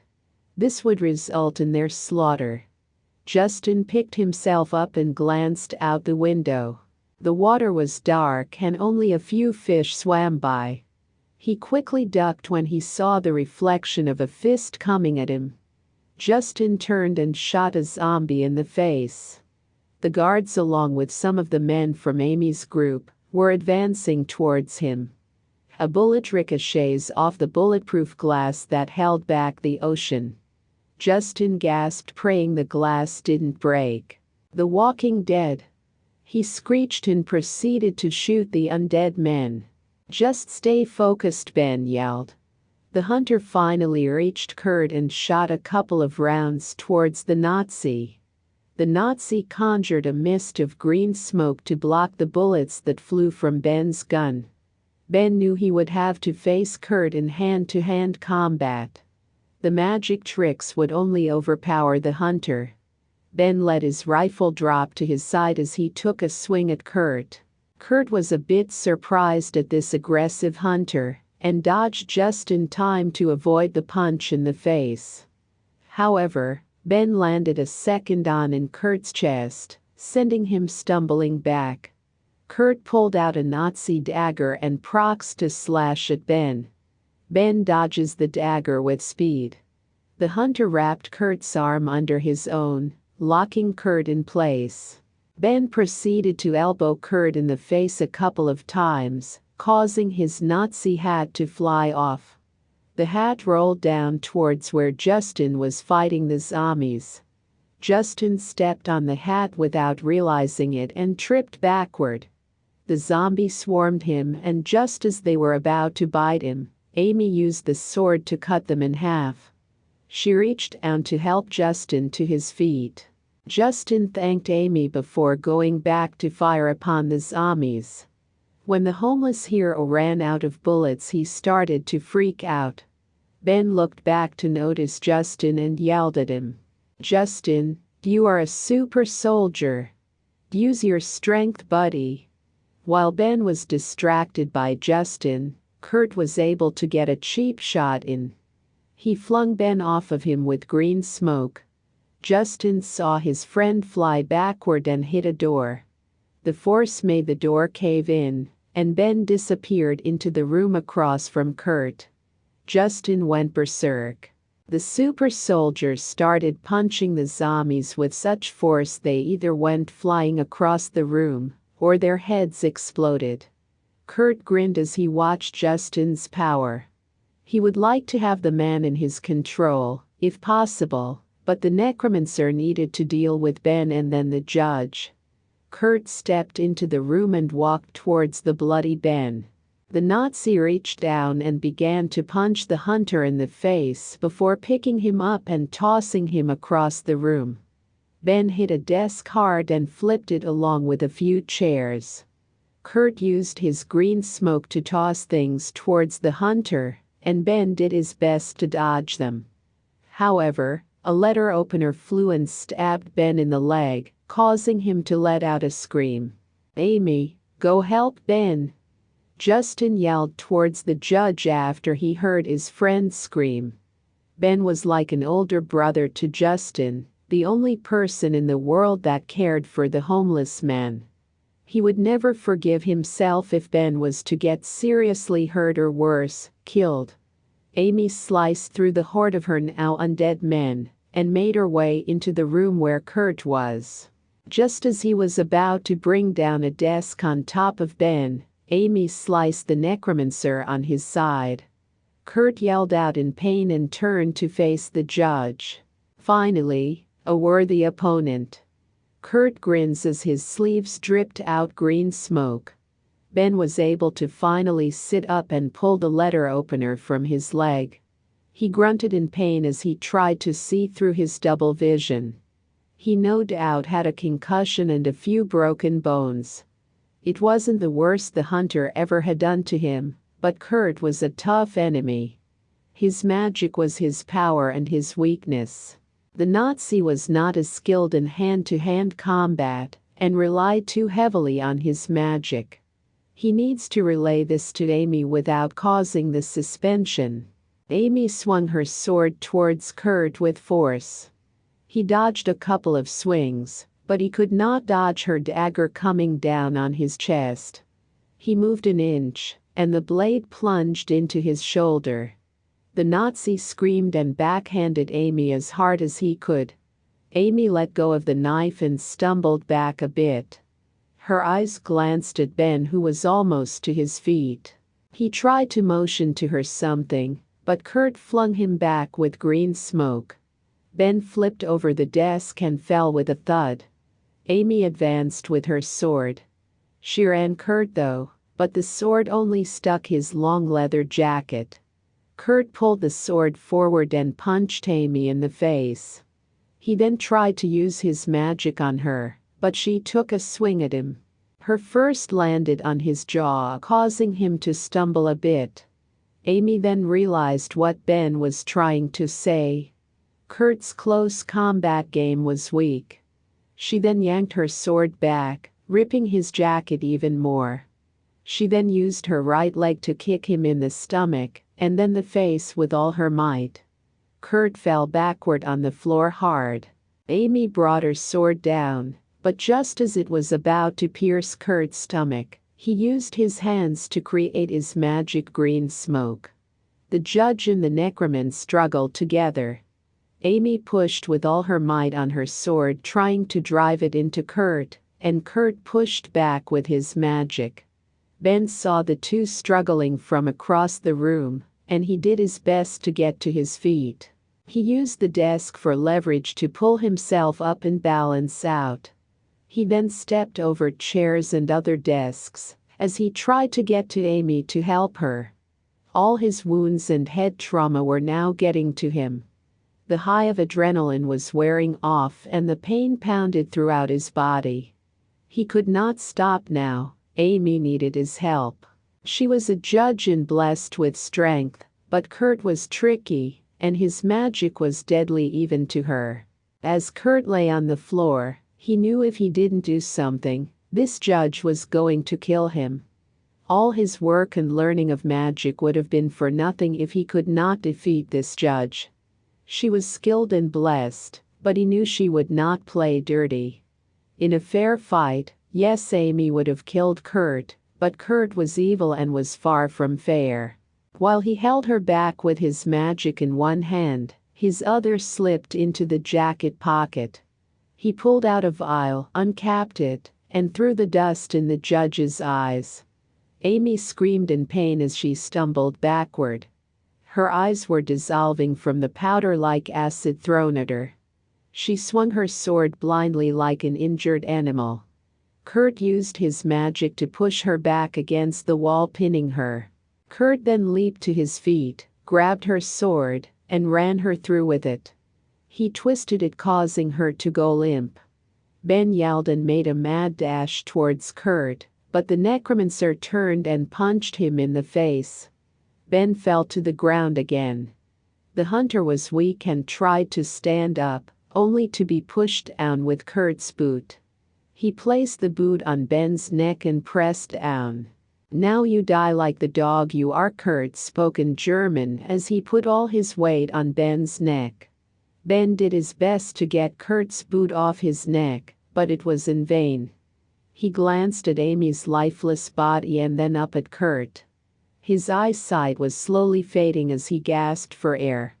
He failed. No doubt after Kurt killed him, he would go after Justin, and Justin, even with his powers, were no match for the necromancer. He had not only failed his friend, but also Pepper and the mission. How many more lives would be lost due to his poor decision-making in this fight? He should have done more, fought harder. Just when Ben was about to die at the hands of Kurt, Ka in his shark form tore through the glass, tackling Kurt. The force of the water sent Ben flying out of the room and into the hall where Justin was. Justin fell over Ben, and the two were pushed by waves of water towards the entrance. Alarms went off with a piercing sound and flashing red lights. The fail-safe doors started to slowly shut to try and stop the water from flooding the whole lower levels. Ka shifted slowly into this human form and punched Kurt a few times before trying to bite him. Green smoke exploded, sending Ka screeching down the hall with the rushing water. The whole floor was filling up with the ocean, causing dead zombie bodies to float. Justin helped Ben up and hugged his friend. "You are alive." Ben patted Justin as he tried to breathe and take in just what happened. He glanced towards the room he was flung out of. Ben noticed the judge's body among the rest, and he slowly bent down. He grabbed Amy's body and lifted her over his shoulder with the remaining strength he had. He would not leave her body down in the depths to rot. Ocean water still continued to gush in as the door was about halfway closed. "I thought you were not coming?" Ben asked Ka, who was fully in human form now. Ares was responsible for Chol's death. "I promised Chloe would help. Plus, I have no place with Poseidon any longer. He has lost my respect," was all Ka said. The two nodded with respect towards each other, but the moment was ruined by Kurt swearing in German. Kurt tried to get past the rushing water and out the door, but it closed on his right hand, severing it. "He will be sleeping with the fishes," Justin chuckled to himself. Ka rolled his eyes at his comment. "Let him drown. Come on, we need to get out of here," Ben yelled over the loud alarm and swishing water. Justin noticed Ben struggling to hold Amy's body, and he took it from him. "What about Pepper?" Justin asked as he placed her on his shoulder. The three men knew they needed to get out of there quickly. Ben turned to Ka as they rushed towards the stairwell exit. "He is on the last floor, below us. You are the only one who can survive this water, Ka. You need to get him," Ben instructed. "Leave it to me." Ka held the door open as Ben and Justin made their way inside the stairwell. As the two men walked upwards, Ka descended downwards. They knew the fail-safe doors would not hold forever. They were temporary and a fail-safe to hold long enough for people to escape the building. Chapter 25. Meanwhile, a blinding light showed over Ares's as Pepper laid on his back looking up. He noticed the portal closed completely. The fallen one was reaching to get to Pepper, but someone or something was stopping him. It was like there was a wedge between him and the Greek. "Pepper." A voice spoke from the light in front of him. The light slowly faded a bit to reveal a human-like figure. The male was tall and muscular. His skin had a glow, and the face features resembled that of Asian descent. I am Zadkiel, Archangel, second in command under Michael Pepper. Notice the angel holding a dagger at the throat or Aries, holding him back from Pepper. Rabbinical tradition considers Zadkiel to be the angel of mercy, and God had sent him to speak with Pepper. Zadkiel? Pepper was confused. He sat up from the floor and squinted up at the angel. God has heard you and granted you mercy. Zadkiel paused. You have a choice to make. Turn to God. Renounce all the powers given to you by the fallen one, and pledge our lives to God, or suffer at the hands of your master Aries to die. Do I have a choice? Pepper sighed deeply. Everyone does, Zadkiel replied. Pepper wished for death before, but his revenge was overwhelming.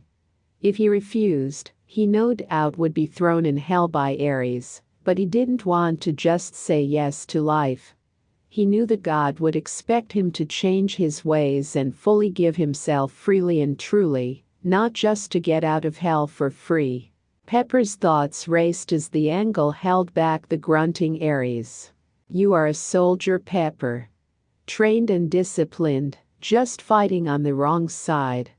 You know in your heart that this way is not the way to go, and when you die, you are not going to have a glorious end. God loves you, even after all you have done, and wished for you to know that. Aries claimed to be your father, but God is your true father. A heavenly father who loves you and cares for you. His yoke is easy, and the burden is light. He will never forsake you, nor leave you. He will always be there to guide you in love and prepare you for the battle. He is a good father. Compassionate, caring, and understanding. He is full of love and mercy, and will help you fight all the battles you face, both physically, mentally, and emotionally. The words the angel spoke caused Pepper to choke up a bit. He never had a father to look up to like this. He only knew Aries. The savage and unforgiving fallen one, full of bloodlust and hate. The archangel explains that God will use Pepper as a judge if he renounces Aries and the powers given to him by him. That God was willing to forgive Pepper if he only would repent and turn to him. But how can I? I have done so much. I have killed, tortured, and done so much. He could never forgive me. That is not true. All who come to the Lord with a repentant heart will be heard. He is a forgiving Father. If you confess to him, and turn from your ways, and truly do your best to change, he will help you. No one is perfect, and everyone has sinned and fallen short of the glory of God, but he died for you. He came in human flesh, suffering at the cross for every human. You have a chance to be forgiven, unlike Aries. You are human. You have a soul. Fallen angels and demons are already damned. They keep you blind to that and convince you to follow them into hell. You will never be good enough. It is just the way of human nature and the sin in the world, but when you have God with you and in you, you can press forward and do his will. Pepper stood to his feet. He knew what this angel said was true. So, this is a come to Jesus's moment? Pepper asked as he chuckled nervously to himself. Yes. The angel nodded. How? Pepper wanted to change. He hated this life, and if God was willing to be a father for him, a true one, and love him like he was supposed to be, Pepper would try. What do I do? Pepper hung his head low in shame. All the guilty thoughts flooded his mind. The war raging inside was louder than the current physical one. Renounce the powers given to you. Aries has legal ground and a contract. You must renounce it and void it out. Once you have done that, confess to God. Repent to him sincerely. I ain't that great at words, Pepper confessed. You don't have to be. He sees your heart. I will try. Ask him to fill you with his Holy Spirit. To guide you, to teach you, to help you, to love you. God created your soul and loves you more than you could ever know. Pepper closed his eyes and took a deep breath. Aries noticed what he was doing and let out curses and yells of blasphemy. It wasn't long until Pepper felt a weight lifting from him, and peace came over him. He broke forth with a heavenly language, and the angel handed him the knife in his hand. Pepper gripped the dagger and proceeded to fight Aries. The angel removed a long sword from his sheath and advanced on the fallen one. Aries had a hard time now trying to fight off Pepper and the archangel. "You will never win," Aries yelled in an attempt to throw doubt at Pepper. "I already have," Pepper yelled as he drove the dagger into Aries' fifth rib. The fallen angel let out a yell and backhanded Pepper. Pepper flew back and slid across the floor. Aries yanked the dagger out and tossed it as Zadkiel advanced. Pepper noticed Aries dripping blood and fading light from his wound. With each dodge from the angel's sword, Aries grew weaker. Zadkiel brought his sword down on Aries' shoulder, and it stuck halfway through. "Finish this, this is your battle. I am just here to help," Zadkiel called back to Pepper. "Let your first victory as a judge be over your enemy Aries." Zadkiel ripped the sword from Aries and took a step back. Pepper slid across the floor towards the dagger he had dropped and picked it up. He then began to slash at Aries with precision and deadly force. Aries tried to shift different forms to avoid him in vain. His last form was that of a young version of Pepper. Pepper stopped a moment and tilted his head at the sight before him. "This is you, Pepper. The bloodthirst killer." Aries pants in his last-ditch effort to survive. He then shifted into Pepper's dead wife, then his mother. "All the lives lost because of you. Do you think you will ever change and be worth anything? Do you really think you can be redeemed and forgiven?" Aries screamed as blood fell from his now deformed demonic face. "Yeah, I think I am." Pepper brought the dagger down hard into Aries' skull. Zadkiel reopened the hell portal with a wave of his hand. Aries stumbled a bit to the left and to the right, barely alive. Pepper reached up to remove the dagger before using his boot to kick the devil in the stomach. The force sent Aries flying backward into the abyss screaming. Zadkiel closed the portal quickly before teleporting out the room. Pepper looked down at the dagger in his hands for a moment. His chest raised and fell as he attempted to catch his breath. It was over. Aries was gone for good, and he was able to gain redemption and a true father to call his own. Suddenly the concrete around him began to crack and water trickled in.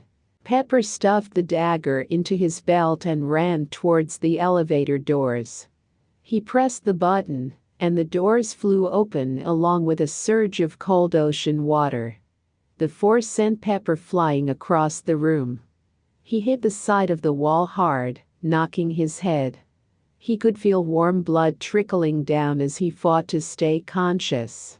The room started to flood, and Pepper knew he had to reach the emergence exit at the top of the stairs.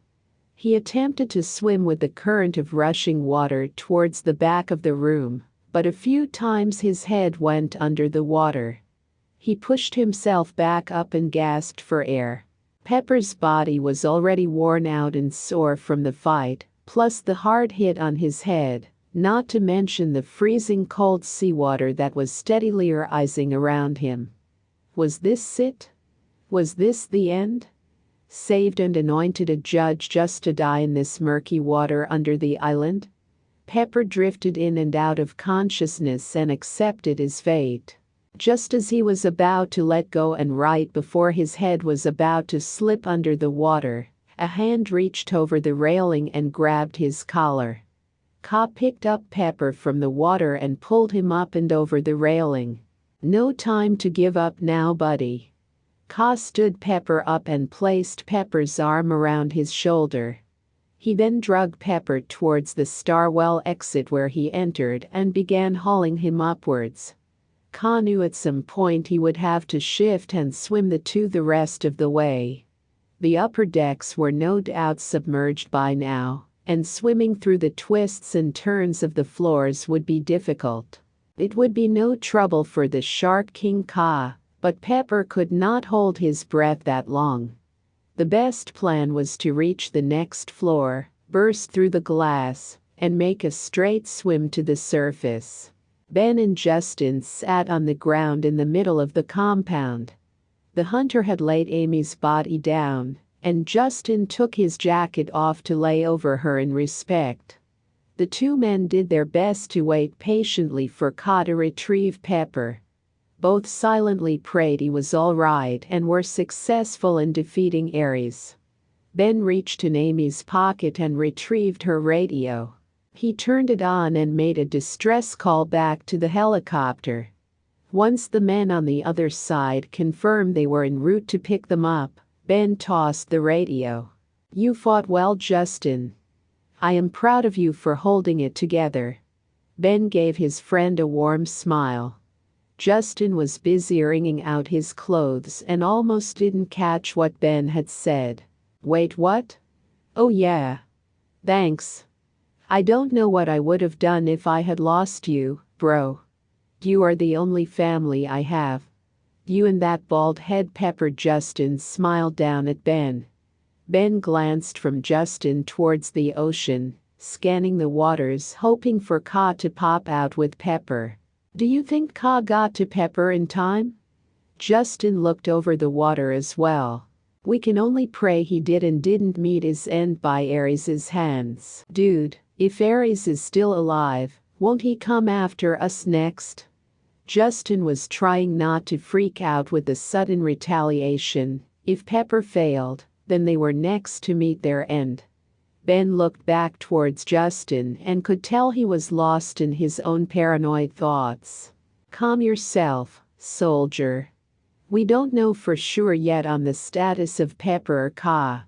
Ben tried to calm Justin down. "But what if, Justin?" Ben's tone was stern but in a low. He watched Justin pace back and forth, still dripping wet. "We don't know. So we need to keep a level head and prepare for anything." Ben then quickly jumped to his feet when he noticed a shark fin peek about the water. The two men ran towards the water's edge and waited for Ka to surface. The shark shifted and brought Pepper up out of the water. Ben and Justin both walked into the sea to meet Ka and help him bring Pepper ashore. "Is he alive? Is Ares dead?" Justin asked as Ben and Ka laid Pepper down. Ben then began to perform CPR on Pepper, as Ka sat in the sand trying to catch his breath. "I didn't see Ares. Pepper was pretty banged up when I pulled him out. It was a long swim. I only hope he was able to hold his breath well enough." Ka spoke between breaths. After a few more chest pumps, Pepper spits up salt water and coughed. Ben sat backward on his butt and sighed in relief. Justin quickly reached down and hugged Pepper tight. "I am so glad you are alive." Justin held on to Pepper as he grunted. Pepper just gave in and patted Justin's back. The helicopter sat down in the clearing and waited for them to board. The four men walked Amy's body slowly to the helicopter and slid her inside. The men then hopped aboard and let the men know to take off. The loss was great. Not only did Amy lose her life but the men that accompanied her. No doubt would they need an explanation of what happened. Ben knew Ka would most likely be in jail due to what he was and who he used to serve. Also, Justin would not be able to continue to stay with Ben. They would find out he was a super soldier and detain him, no doubt. Justin's mental stability could not handle that. "When we land, Ka, you and Justin need to take off." Ben sighs deeply as he speaks. Ka understood what Ben meant, But Justin protested. "No, I can't leave you, Ben. Listen, Justin." "No, Ben." Justin was almost on the verge of tears. "You can't stay. The judges and black files will no doubt keep you locked up. Both of you. You both need to flee. I know someone who can help. Connor Jameson. I trust him. He is a good leader and ex-military like us. Trust me, Justin." "Where is he located?" Ka asked. "He and his gang are past the Bronx," Ben replied. "Tell him I sent you and give him this." Ben reached in his pocket and pulled out a business card and military medal. Ka nodded and took the items. On the card was a written note on the back along with an address. "Ka, please take care of Justin." Ka patted Justin on the shoulder as Justin fought the urge to start bawling like a baby. The helicopter landed and Ka did as he was asked. Him and Justin took off for the docks, while Ben and Pepper unloaded Amy's body and brought it towards the men standing by unmarked cars. They loaded up and drove the men back to the Black Files division to be questioned. Chapter 26. After a few days of intense integration, Pepper was released to head back to Chicago. He was written in the COUD system as a new judge and set under Luca to be trained. With no time to waste, Pepper left one battle to be through into another. He knew his life would be a life of fighting and hardships, but now he had hope and knew he was not alone in the battle. Pepper landed at the airport and was picked up by Luca. He walked to his friend with a huge grin. "I see you survived?" Luca chuckled. "You know I forgot to bring you some New York-style pizza." "Pizza? Rubbish, greasy." Luca spits on the ground. He then made Italian hand gestures and proceeded to get loud in the airport. "That is not authentic Italian, eh? Coming back and letting me get all wound up. What is the matter with you, huh?" New York pizza. Luca led Pepper out the airport, still fussing in his native language. "I never met anyone who got so worked up about food." Pepper teased. "Platon, I am a patient and kind man, but don't come at me with crazy food. I draw the line at that." Luca turned and smiled at Pepper. "Not to change the subject or anything, but I thought you had to be born a judge?" Pepper asked as he carried his bag on his shoulder. "Judges mostly came from a lineage of the old judges from ancient times, yes, but God is God, and could bless anyone he saw fit with this gift," Luca explains, as he reaches the car and opens the driver's side door. "You have much to learn, and the COUD assigned me to teach you." COUD, Hebrew word for council. It is the council of elder judges that oversee things. Like the United States senators in a way. They are the highest form of our government. Luca explains. Each section has a designated judge, and their family runs that section. Now, if there is more than one child, they can stay and help the eldest run things, or they can wander about and help others. Those are wandering judges. My sister and I are wandering judges and helping different judges, or in this case the Black Files divisions, out. Lucas started the car and made his way towards the FBI Black Files building. "I am guessing the rules are different?" Pepper asked. "For judges, yes. We follow strictly from the Holy Scriptures as well as additional laws in dealing with the supernatural. We do try and uphold the supernatural ones laid down by the world governments, but we must make sure it aligns with our own." Pepper groaned a bit. "Great new rules to learn and follow." Luca chuckled and raised a finger. "I almost forgot." He reached in the back and handed Pepper a bag. Pepper raised his eyebrow and reached inside the gift bag. He pulled out a book. Holy Bible. Pepper looked the book over and then glanced at Luca, who was driving. "You gotta start somewhere. If you have any questions, just write them down. Read it through once and then after we can go over it." Pepper opened the leather Bible to see his name written at the top. A small note was also written by Luca.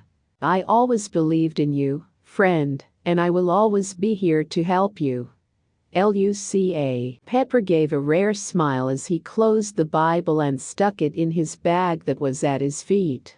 "Thank you, Luca." The Black Files, FBI Division, Chicago. Layla was fast at work getting all the information and paperwork Mark needed.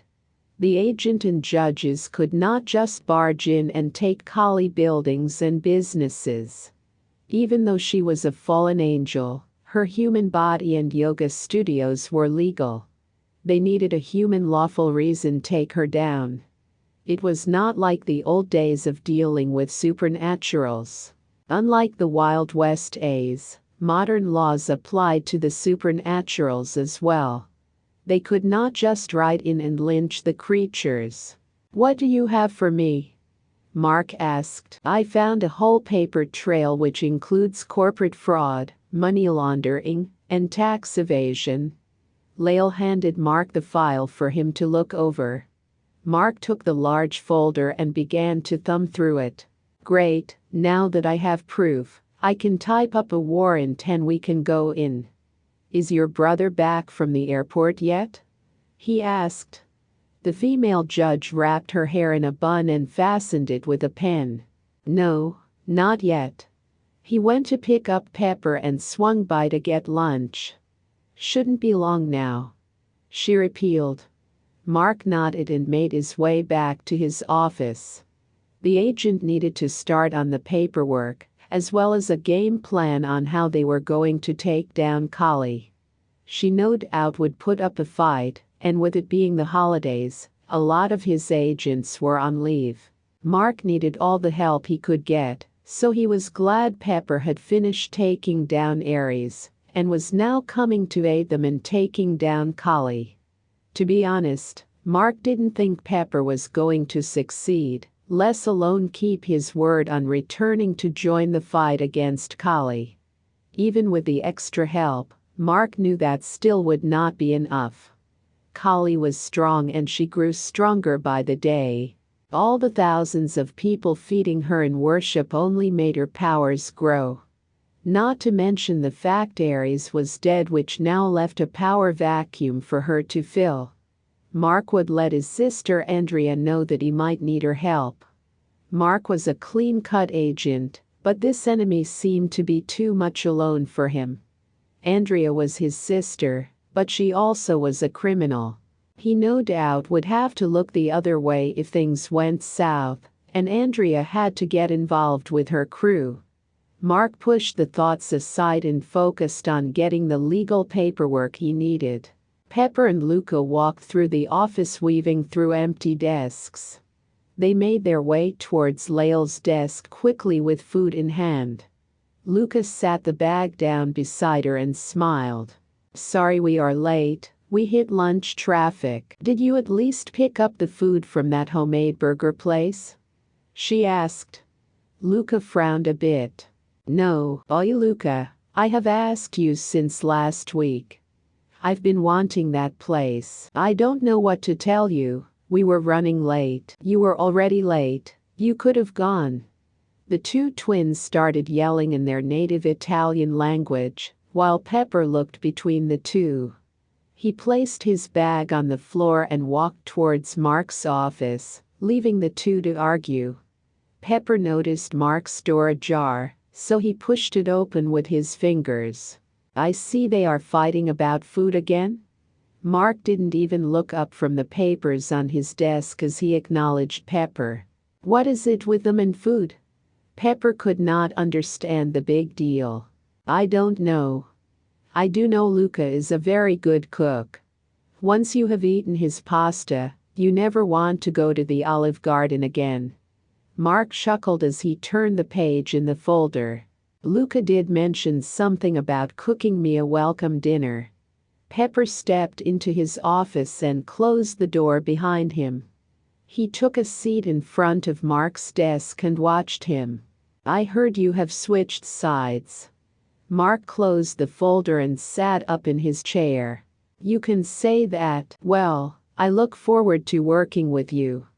It often gets busy, us being a major city and all.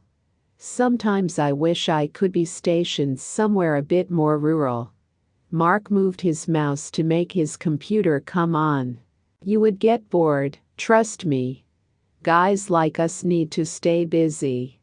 Luca finally stopped yelling with his sister and made his way into Mark's office.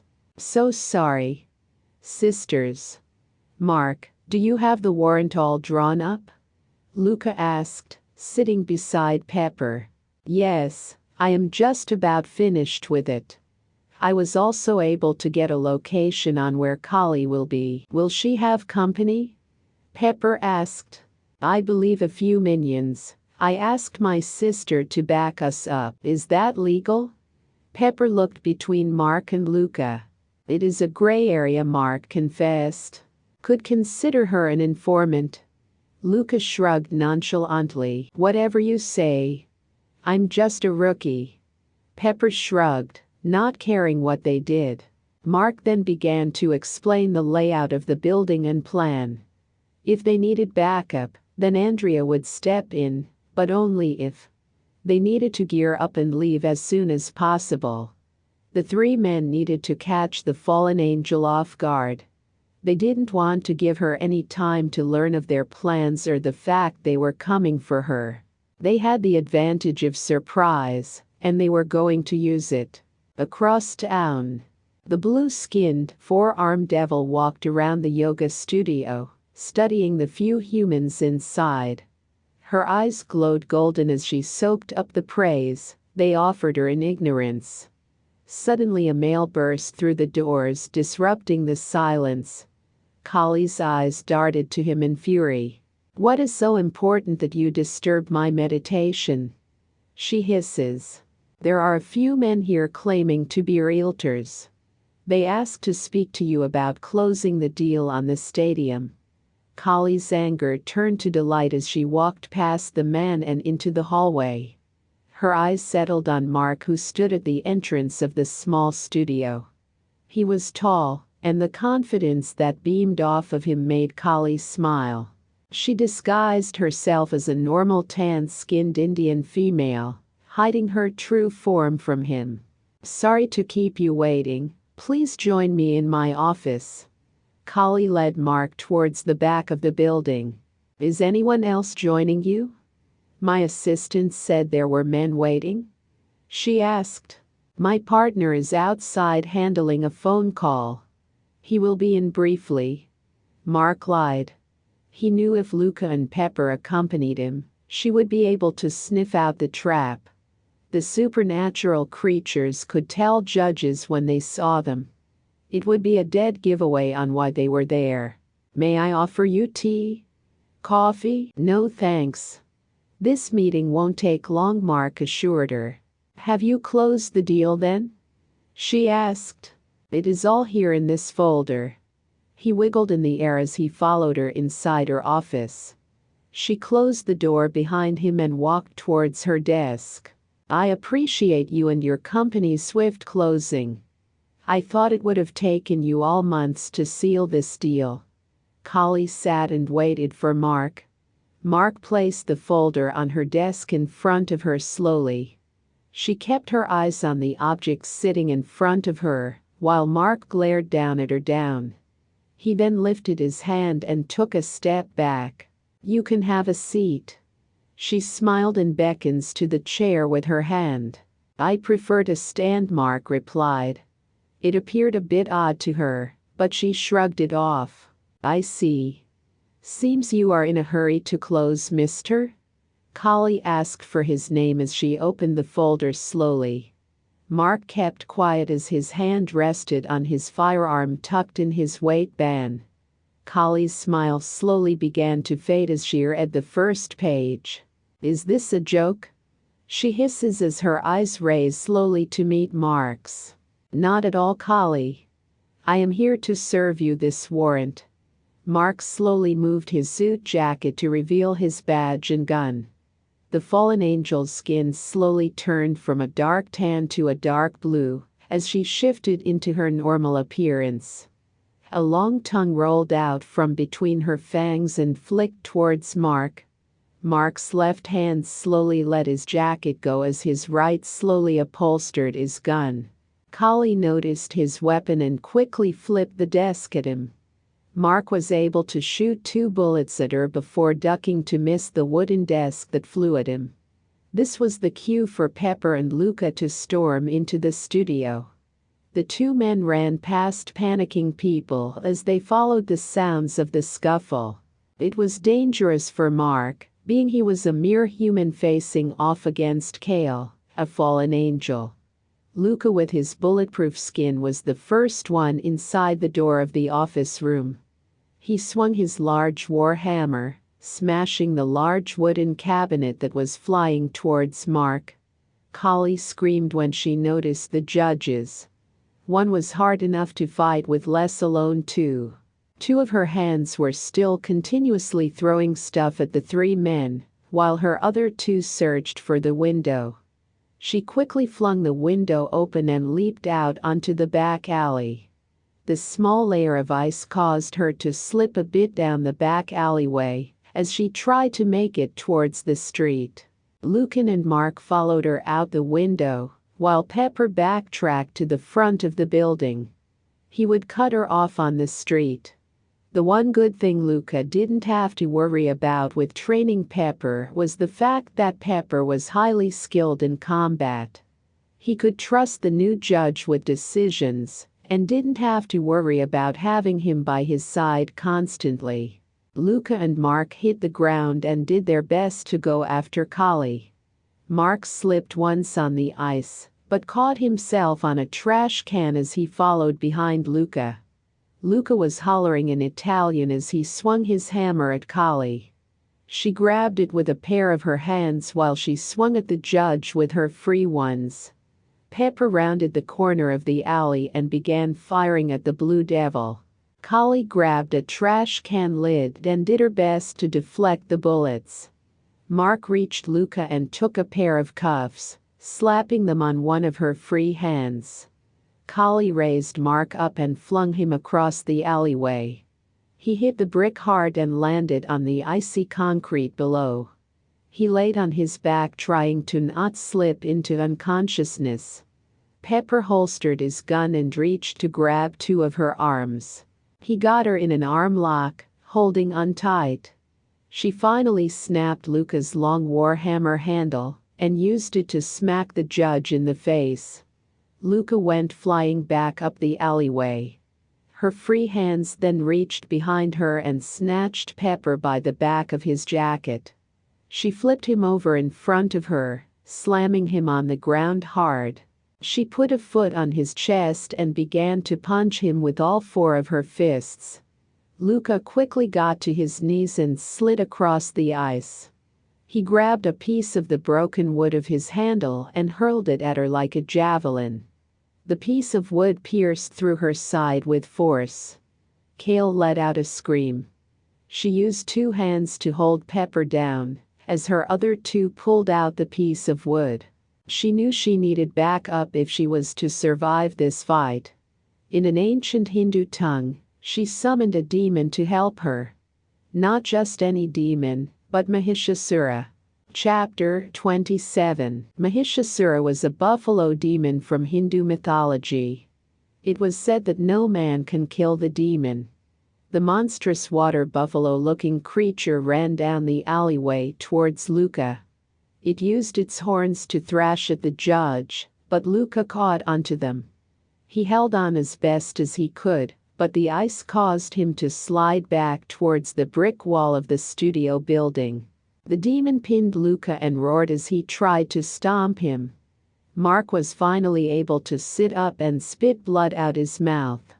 The agent then reached for his gun and emptied the clip on the beast. To his surprise, the bullets were just absorbed and didn't even faze the demon. Luca let one horn go, and it slammed into the brick wall behind him. The judge then reached into his pocket and took out a large knife. He then proceeded to try and cut the thing's throat, but the knife would just run through as if the thing was a phantom. Mark felt helpless. He knew there was no way he could defeat this thing if even a judge could not. Also, the fact his head was spinning from being knocked around so much did not help in the matter.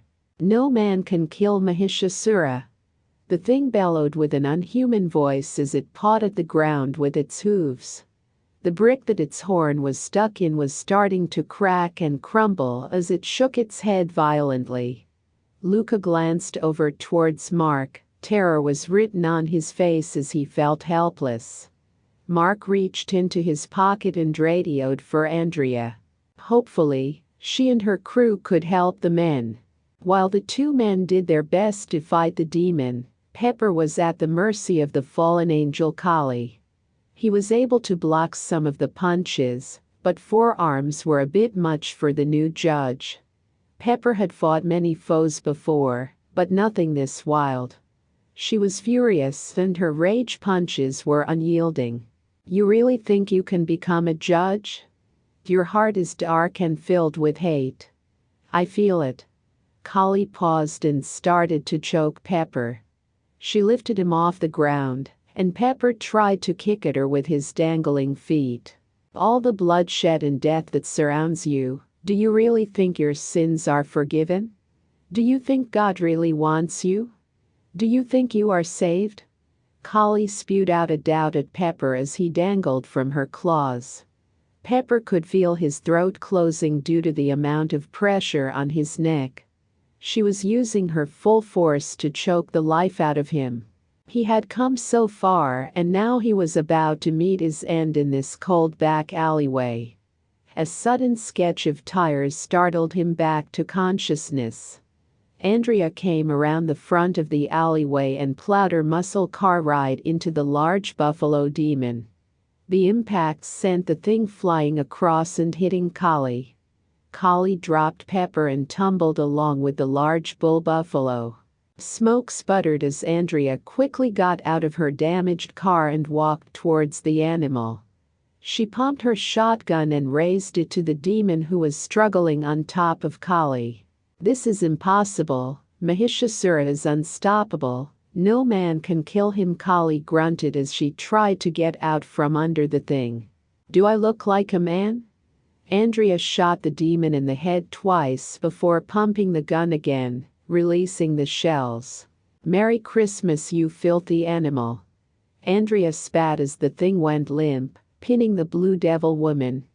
Kali let out a screech as she clawed at the massive dead creature. All four of her clawed hands tried to get the thing off of her, but it was in vain. Luca was able to finally get to Pepper to check on him. Mark slowly stood up and walked to stand beside his sister. He leaned on her in order to keep from falling over as they watched the struggling fallen angel. You owe me a car. Andrea acknowledged her brother who leaned on her. Put it on my tab. Mark wiped the blood from his nose and spit the blood from his mouth on the ground. This is going to be a lot of paperwork, Mark grumbled as he glanced towards Lucan and Pepper. How do we kill her? Mark called out. Really can't. Fallen angels are eternal. They need to be trapped or sent to the abyss. Luca explained as he helped Pepper up. Pepper rubbed his neck as he coughed, trying to breathe. His neck was purple and red from the fingers of the devil choking him. Kali stopped struggling and began to try and heave the dead demon off of her. We need to do something quick. Andrea yelled as she fired the shotgun again towards the devil. Kali took a slug to the shoulder and flicked her tongue at the woman. Luca left Pepper's side and slid on the ice towards Andrea. Luca noticed Andrea was wearing a large bronze cuff bracelet. He took it from her wrist and began praying. Hey, what are you doing? She asked as she glanced at the judge beside her. We have to trap her. He spoke between prayers. Pepper had his hands on his knees, still trying to catch his breath. He watched Andrea shoot Kali again, This time her hand blew off. Kali dropped the buffalo again on her, letting out curses. You judge will soon all be dead. The very humans you are helping will disown you. You will be outlawed just as we are, she screeched. Luca ignored her and continued to anoint the bracelet with oil and pray over it. What is she talking about? Mark asked as he looked at his sister and then towards Luca. You will all be in the grave. Her claws racked against the body of the demon that pinned her. There is no grave that can hold my body down. Luca held out the bracelet towards the fallen angel. I bind you to this bracelet in the name of Jesus. Kali let out an inhuman screech as she was being sucked into the red jewel of the bracelet. Andrea took a step back in awe of the sight. She had never seen such a thing before. Pepper slowly stood up straight and watched Kali go into the bracelet that Luca held. It reminded him of when he had Sparta kicked Ares into the portal to hell. Relief washed over him when the whole ordeal was over. Luca stood there holding the glowing bracelet, smiling. I am going to have to call in a cleanup crew for this. Mark broke the silence. That is my cue to leave. Andrea patted her brother's chest before turning to walk towards her car. Is that thing still drivable? Mark asked. It will be. Andrea popped the trunk, and a few gremlin creatures popped out with tools in hand. Those things were in there the whole time? Luca inquired as he let out a chuckle. Yes. I keep them around just for instances like this. Andrea watched them work on her car. It finally stopped smoking. One of them approached her and mumbled something. See you around, brother. Make sure you give our big brother Mike a call.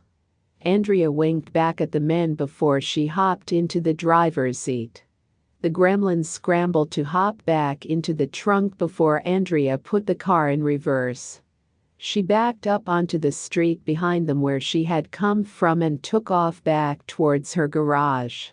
Mark waited till his sister was out of view before calling the agency. What are you going to do with that? Pepper was finally able to speak. Layla will take it to the COD. They will either keep it contained in a safe place or get an angel to toss her into the abyss. Luca explained. So, they have storage for stuff like that? Pepper asked, a bit surprised. Of course. Can't have something this dangerous just floating around. Luca patted his friend on the back. I just want to tell you, you did very well. Those evil creatures will always try to get into your head with lies. You stayed strong and did not doubt. Good job. Yeah. I am just really fed up with everyone going after my throat. He shook his head. Luca didn't understand what he meant by that, but he shrugged it off. Come now, I will make you and Mark my famous shrimp tortellini. How can you think of food after this? You remind me of Justin. Pepper turned to walk with Luca and Mark. A good meal will heal anything and raise spirits, Luca proclaimed. Chapter 28. A few months later, in Slovakia, the new year did not start off too great. The Dubvex family had suffered a great loss, leaving Hans alone. Vaclav and Sofia, parents to Hans, were both killed. Not only his parents but his sister and his whole family line. Uncles, aunts, and even cousins were slaughtered by Kurt and his undead army. The only reason Hans survived was due to Brynhildr. The Valkyrie shielded him, causing her great damage. She survived, but the scars on her back would always remind her of the near death she faced. Hans vowed to avenge his family as well as avenge Bry's injuries. Most of the soldiers Kurt had used for this task were all programmed. However, when the attack on Bry occurred, 2 soldiers were knocked out and left behind. Hans wanted to kill them, but Bry intervened. They were lost souls, tortured and brainwashed.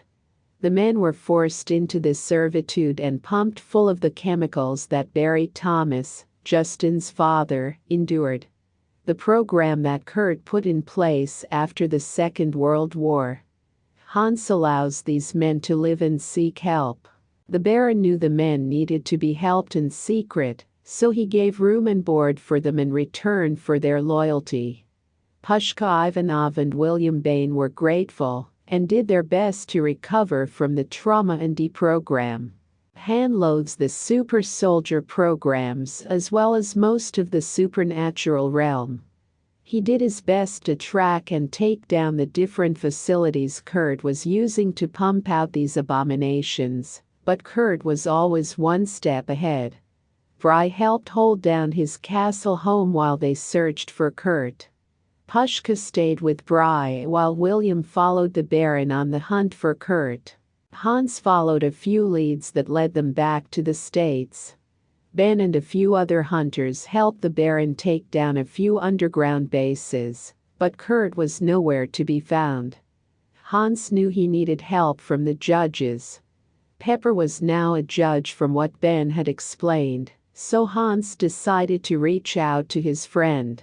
Pepper was staying with Mr. M and his family when he received the call from Hans. It had been months since he heard anything from Hans and Pepper grew quite worried. The new judge was relieved when he got the call. "Hans, it is good to hear from you." Pepper walked away from Drake to speak to Hans. "Pepper, I wish it was on better terms, but I am in need of your help. Anything you need, Hans. I am not sure you are aware of my current situation." Hans sounded different. More cold and distant. "Ben informed me." "I am truly sorry, Hans." Pepper felt horrible. His friend was hurting, and he didn't know the right words to say to help him. The Nazi was tracked somewhere on the outskirts of Maryland. "I am in need of the judge's help, however, I do not know any but you." Hans explained. "Say no more. Give me your coordinates and I will come out to help you." Pepper reassured. "I am sending you my location now." Hans quickly hung the phone up. He then texted the judge his location.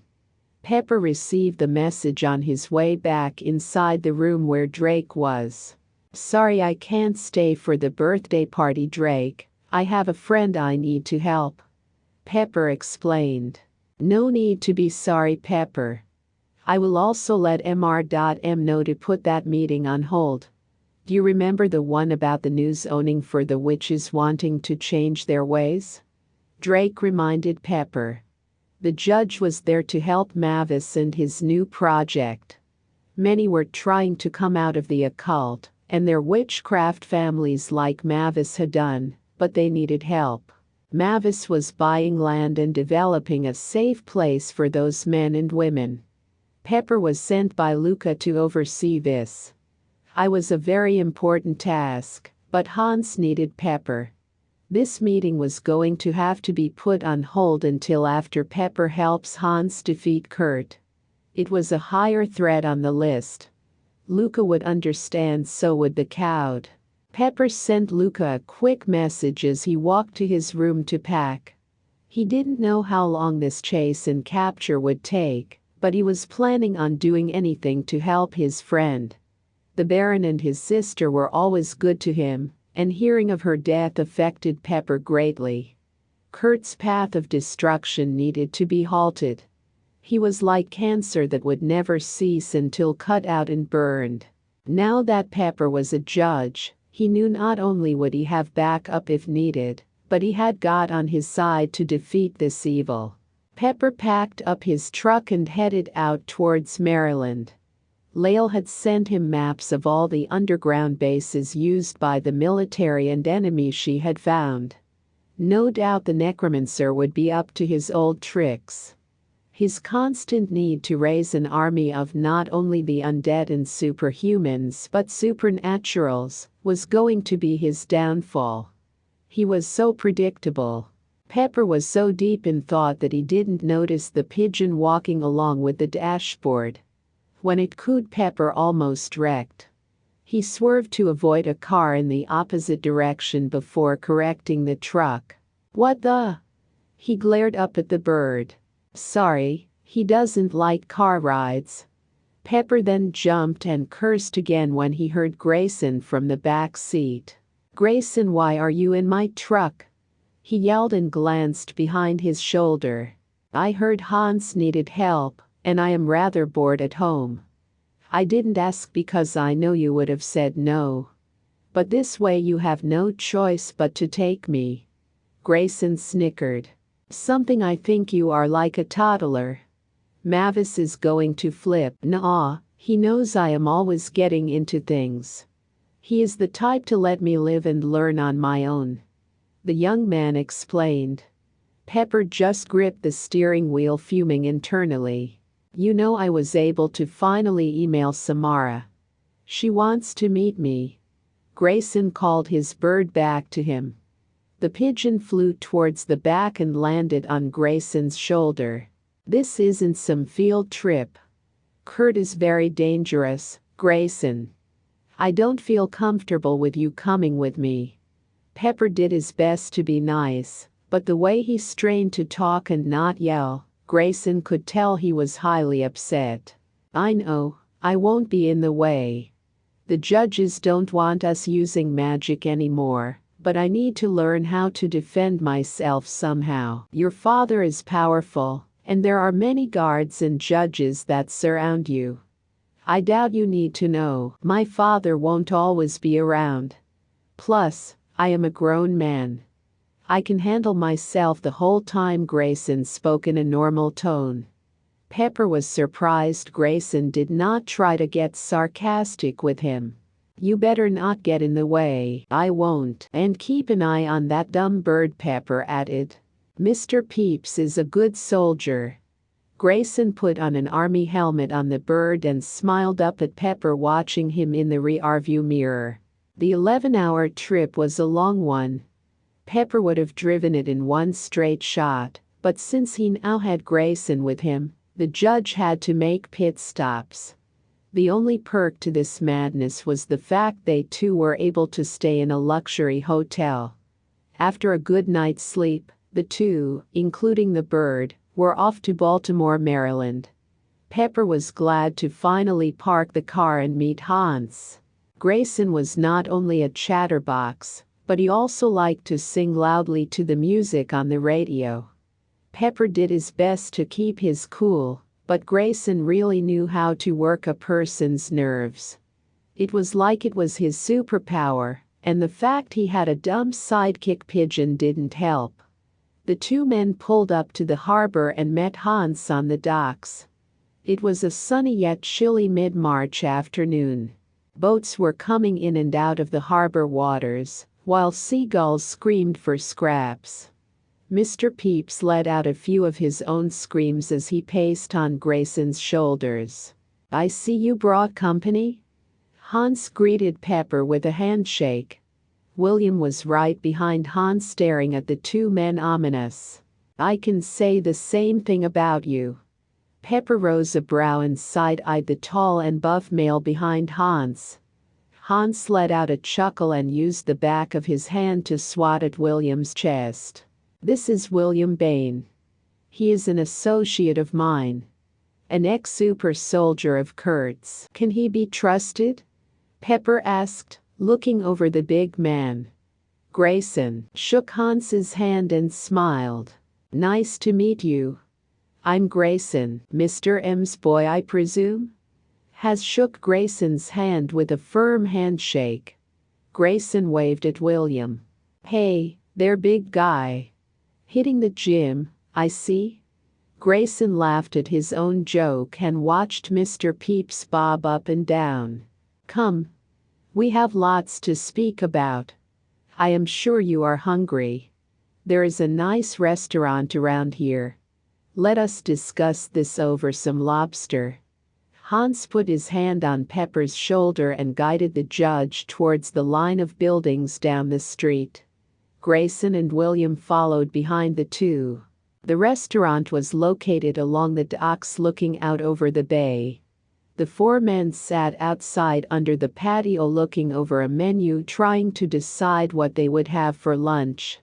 Mr. Pepys walked up and down along the railing that overhung the water.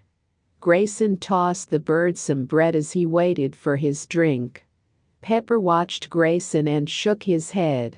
The judge was trying to listen to the story that Hans was explaining about what had happened and why William was now on their side, but Grayson was a huge distraction. "Why do you have a pigeon?" Hans asked Grayson. "I rescued him from the park. Poor thing was half frozen and had a broken wing. I tried to release him many times, but he always follows me around," Grayson explained. "Kurt seems to still be flourishing even with Ares dead. Is he still pursuing to open the darkness's portal?" Pepper asked. "Not that I am aware of. He is still hung up on creating an army and his Nazi experiments." Hans quieted down when the waiter brought their drinks. He was last seen in Baltimore, but he was later seen taking a private jet to Maine. William finally spoke up. "Wow. That is Stephen King's territory." Grayson jokes. "A chaser from around there has given Ben information of the base that Kurt may be conducting experiments at." Hans continued. "Is this creditable? Is Kurt for sure going to be at this base? We can't just go in all guns blazing." Pepper took a sip of his drink. "The chaser is going to stake out and get us confirmation." "Interesting, Pepper. Since when are you so careful?" Hans smirked a bit. "I am a judge now. I have to abide by rules. Or so I am told." Pepper shrugged a bit. "Is this chaser or hunter reliable?" Grayson asked. "If Ben trusts him, I do," Hans replied. "Do you have a blueprint of the base?" Pepper asked. "No, only an address. I was hoping your judge friend could gather such information." Hans texted Pepper the address. "I am sure Lael can gather that information." Pepper forwarded the info to Lael and Luca and sat his phone down. The men ordered their food and sat silently looking over the water. 20 minutes later, Pepper's phone lit up. Lael was able to get the information the men needed. The base was located in the heart of a wildlife preserve surrounded by mountains and forest. The hike alone would take them most of the day. It was going to be dangerous going into the snowy forest. "I can have a helicopter bring us halfway," Hans explained. "It still will be a very risky plan, being only 4 of us." Pepper ran a hand over her face thinking. "I am sure the hunter can gather us with a few extra hands. Plus you, Pepper, are a judge. And William has the strength of 10 men.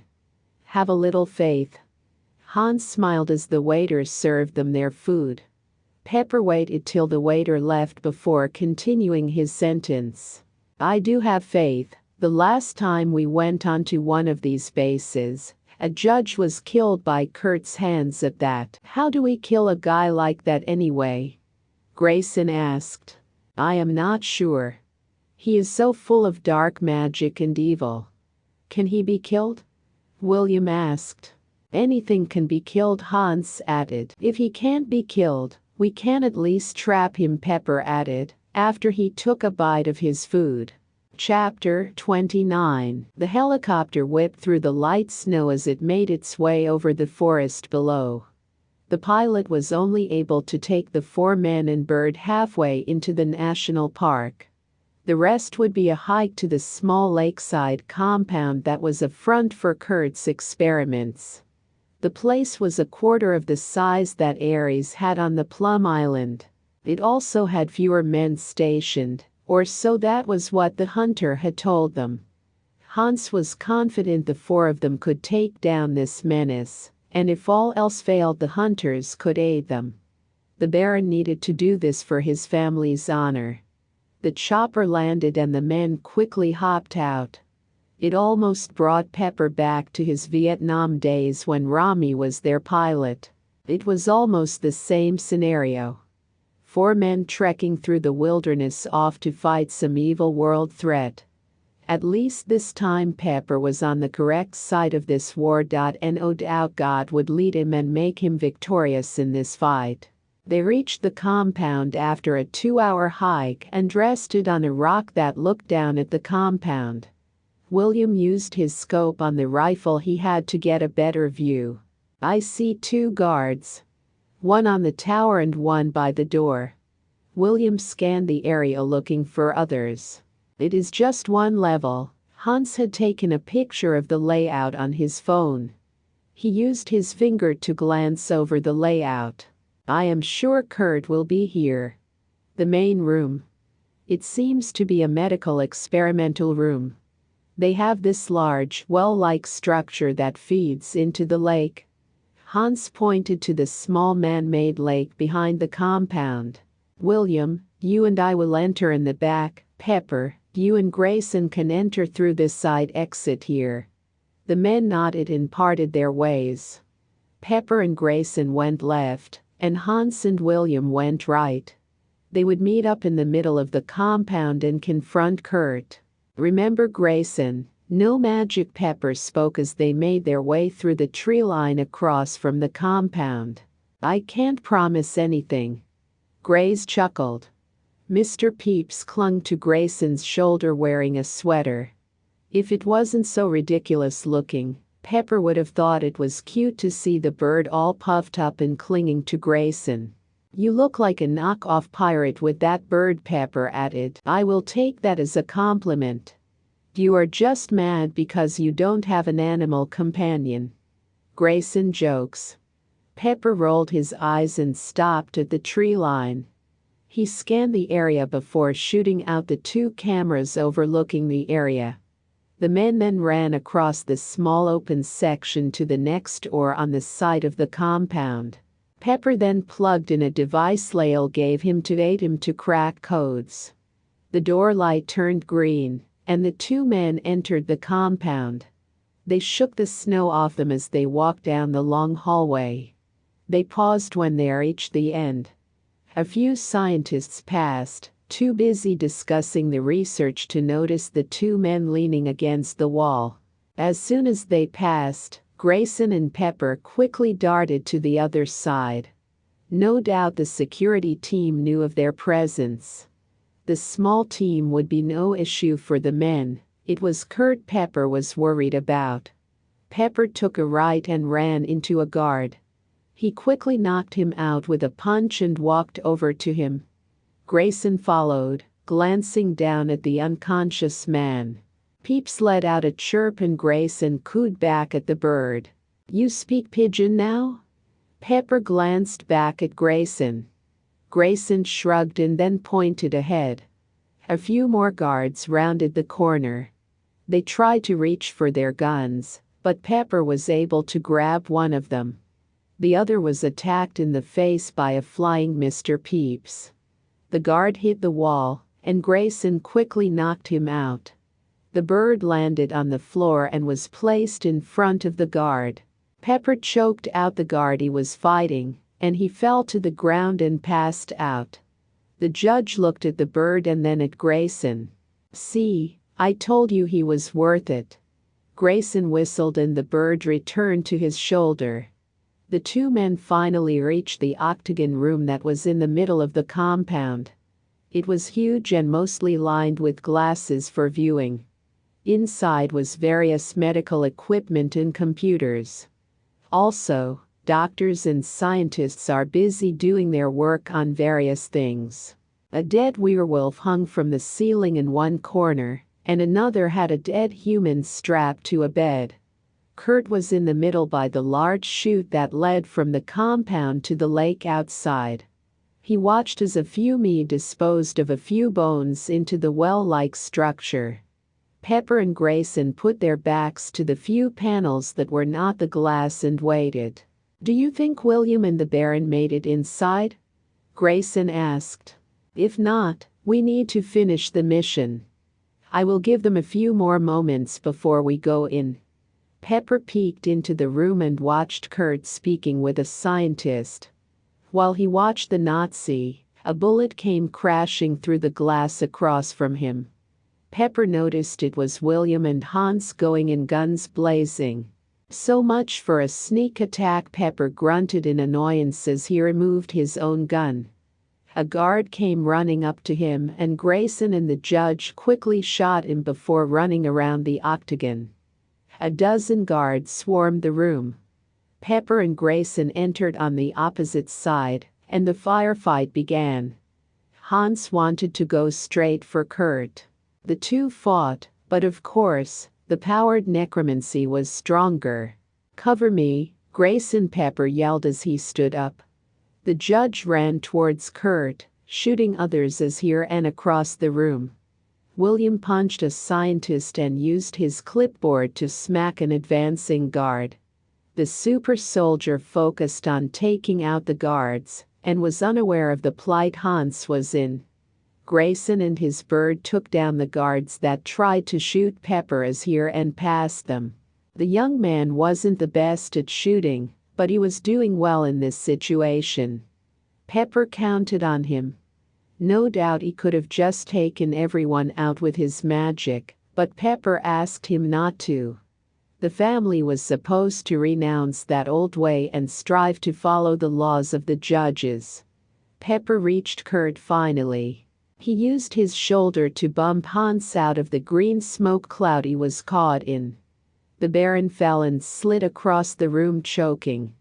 The necromancer was not as powerful as he once was.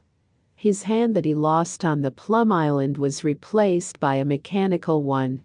Pepper did his best to avoid that metal fist, as well as the green mist that surrounded it. Pepper needed to keep Kurt focused on him, so he could not raise any one of his guards from the dead to help fight. Zombies were a threat he hoped to avoid. Kurt got the upper hand and knocked Pepper backward on a medical bed. He then proceeded to punch him over and over. The necromancer then pulled a vial from his coat. The son of a god will soon do my bidding, Kurt laughed and went to open the cork on the glass vial, but Mr. Peep swooped in and grabbed it from his hands. Grayson then swung and punched Kurt hard. The necromancer stumbled back and the two began to fight. William noticed Hans on the ground choking and unable to get to cover. He ran over to his friend and grabbed the back of his coat, dragging him behind a tipped-over metal desk. "Are you okay?" William checked on Hans. "I will be fine." The Baron spoke through coughs. "Where is Kurt?" Hans choked up and spit a wad of glowing green snot. William peeked over the metal and noticed Grayson fighting Kurt. "Pepper and Grayson have him distracted." "Good, go and set the charges. We need to level this place after we kill Kurt," Hans explained. William nodded and ran off to do as the Baron asked. Hans tried to stand up, but he fell back down. The dark magic that was blown at him was affecting him. Kurt needed to be stopped or he would no doubt perish along with his family. Hans was finally able to stand up and point a gun at Kurt. Grayson stepped back to avoid a ball of green fire that Kurt threw. This allowed Hans a chance to begin fringing bullets at him repeatedly. Kurt was hit in the shoulder by one of the bullets. This caused him to curse and go wild. He used a last big effort and made a blast of green smoke explode with force from him. Everyone standing was thrown back and the remaining glass shattered. Pepper used his hands to shield him from the blast and flying debris. Kurt then turned to look over at Hans. "The Dubvek line will end here," Kurt yelled and stepped out from the pile of debris. He stood in front of the well and eyed Hans. Pepper knew he had to act if his friend would end up dead. The judge got to his feet and ran after Kurt. He tackled the necromancer, and the two fell backward into the well. Chapter 30. Pepper and Hans fell down the long stone well and tumbled down towards the lake. The force in which the two hit the bottom and began tumbling down the tube downward no doubt caused some broken bones. The worst was yet to come. They were soon tossed into the frozen lake. The cold almost shocked them both. Pepper knew he had to get out of the lake before hypothermia set in. He did his best to swim upwards, but only to be met with a sheet of ice. The judge began punching and struggling to crack the ice. Just as he was about to give up, bullets rained down around him. A hand punched through and grabbed Pepper. It was William. The super soldier then began to pull him up. Hans and Grayson were running across the ice to help William get Pepper. The judge was a third of the way out when Kurt reached up and grabbed his legs. Pepper let out a yell. It was a mix of pain and desperation as he tried to get Kurt off of him.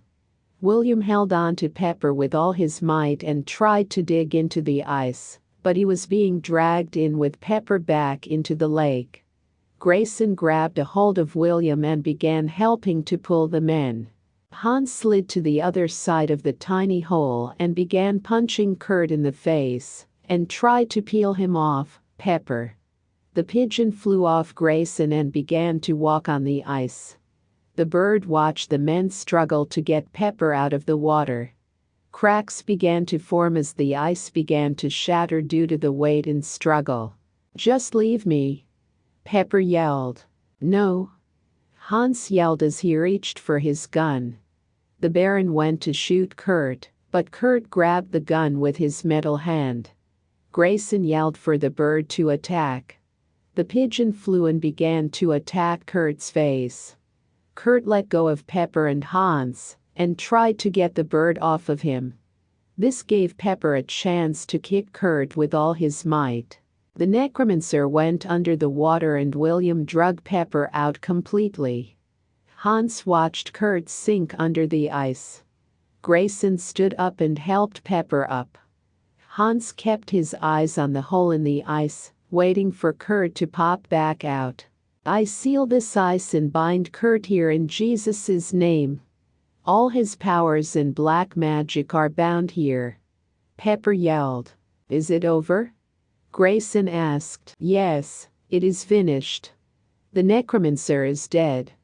Hans stood up and smiled proudly over at Pepper. "Come, let's get you in warm clothes." William set the explosions. "We will level this building so no one else can do these horrid experiments ever." The four made their way back to the shore of the lake, carefully so as to not break the ice anymore. Grayson noticed the pigeon was nowhere around. "Mr. Peeps, come on, let's go." The bird was still on the ice, pecking at a few pieces. He pecked the ice a little, cracking it. A green sliver of smoke escaped and entered into the pigeon. The pigeon's eyes glowed green before returning to their normal black color. The bird then flew up and toward Grayson. It landed on his shoulder and cooed. The men quickly ran back into the snowy forest. As they ran deeper into the woods, the explosions rocked behind them.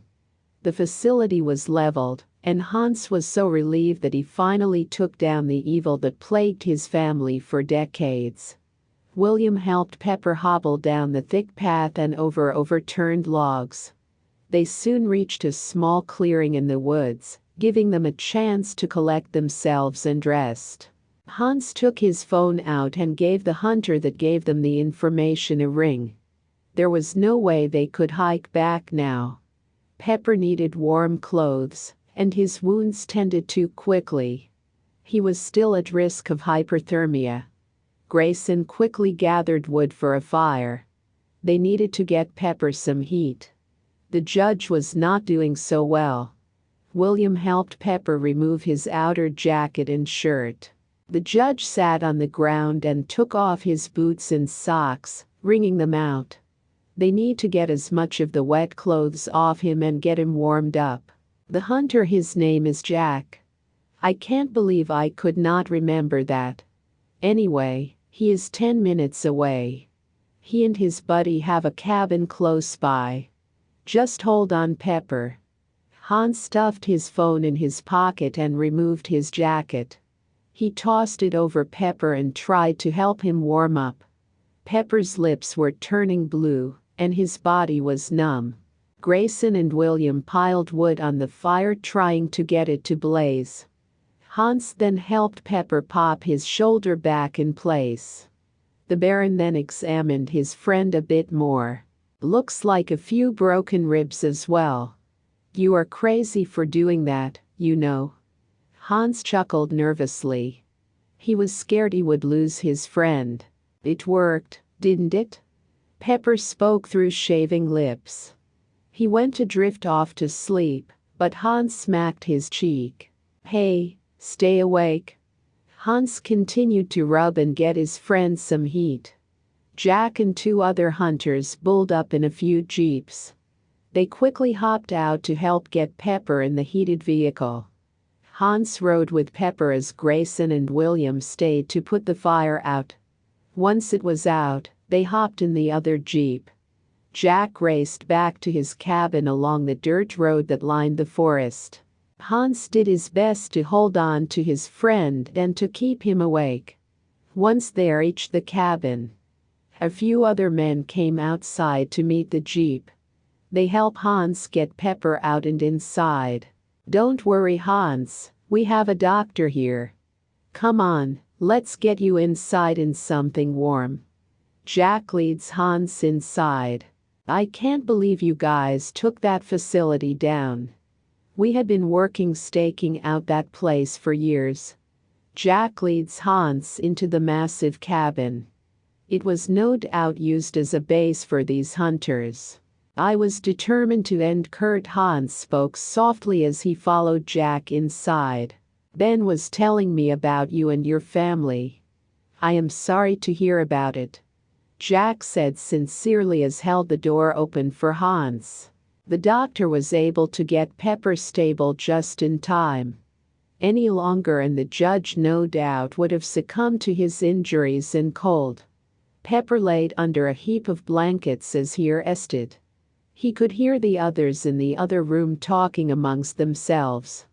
Pepper's eyes glanced around the room and then fell on the TV that was mounted on the wall. It was muted, but the closed captions were on. The station was showing a news station with breaking news. Pepper wondered if any of the explosions and death of Ares and Kurt made the news. Most likely not. The surface world never heard of the battles that raged secretly. The humans and their government did their best to cover anything such as this up. Pepper began to read the screen as a blond man spoke. Congressman Conway Osses stepped up to the podium and glanced out among the crowd. "Evening, ladies and gentlemen. I have called this press meeting to announce my campaign for president. More importantly, I have proposed a new bill. As we know, our fellow supernatural beings are being hunted and persecuted by the group of individuals known as the judges. The judges are a menace to our country and world. They live by their own rules and at times have no regard for the supernatural they hunt. Those creatures and humans with abilities have a right like anyone to thrive and live safely. To have a family, a business, and all the freedoms we humans have. The judges have no right to hunt or bully them. I propose that the judge be outlawed. They and their tyrannical laws are not wanted here. They live by a religious book. Not everyone believes in such ways, and pushing your beliefs on others is unconstitutional. We must stand up and say no to the judges and their cowed. We can monitor and police the supernatural and humanoids yourself. I have several more proposals which I will announce along my campaign run. I do hope you vote for me this coming year." Conway cut his speech short and made his way down the stairway. People and reporters flocked to him blurting our questions. Conway smiled and waved to the people as his security led him to his limo. Once inside, Conway's smile faded to his normal frown. "I see the people took your announcement well?" A voice from the back of the limo spoke. "Yes, sir, you will need a woman by your side. Single men on a campaign for president would never go far. I give you a shara." The male snapped his fingers. A female teleported into the limo and sat next to Conway. The tan-skinned woman warped her arm around Conway's and smiled over at him. She was supernaturally beautiful with long flowing black hair and full lips. Her long eyelashes batted at him, causing him to slip under her spell. Ashera was once worshipped throughout the world. Isis to Egypt, Inanna, Hera, even Aphrodite to some. Her power is strong, and she will guide and help you, Conway. Ashera, protect him and guide him." The male gave a command to the female fallen angel. "Yes, Lord Lucifer." Her head nodded in respect. Conway swallowed hard, a bit nervous to be in the presence of the devil. "Serve me and you will have whatever you wish. Money, power, and women. Stick to our plans. We must turn the world against the judges. They and the church are our greatest threat." Conway nodded his head and glanced over at Ashera for a moment. His eyes then glanced out at the people that surrounded his limo calling his name. The crowd soon started to chant, "Ross is for president, Ross is for president." Author's note: I hope you enjoyed this book as much as I enjoyed writing it. I wanted a Christian-based supernatural series that was as much biblical-based as I could make it. There are witches, vampires, werewolves, and demons out there. I wanted to show how all are evil, and dabbling in the darknesses of the devil. For we wrestle not against flesh but the supernatural. Ephesians 6:12 King James Version, KJV 12. For we wrestle not against flesh and blood, but against principalities, against powers, against the rulers of the darkness of this world, against spiritual wickedness in high places. We must not participate or condone these things. We must be separate and not like the world. I hope this book series is entertaining as well as informative. I pray you to search the scriptures for yourself. I like to thank the Lord Jesus, my parents, my husband, my pastor, and my friend Valerie. Valerie and I have been writing together for 5 years now. This story contains both of our characters we have made over the years. She is also working on a few projects of her own that I hope you go and check out. I would also like to thank Rebecca, my beta reader.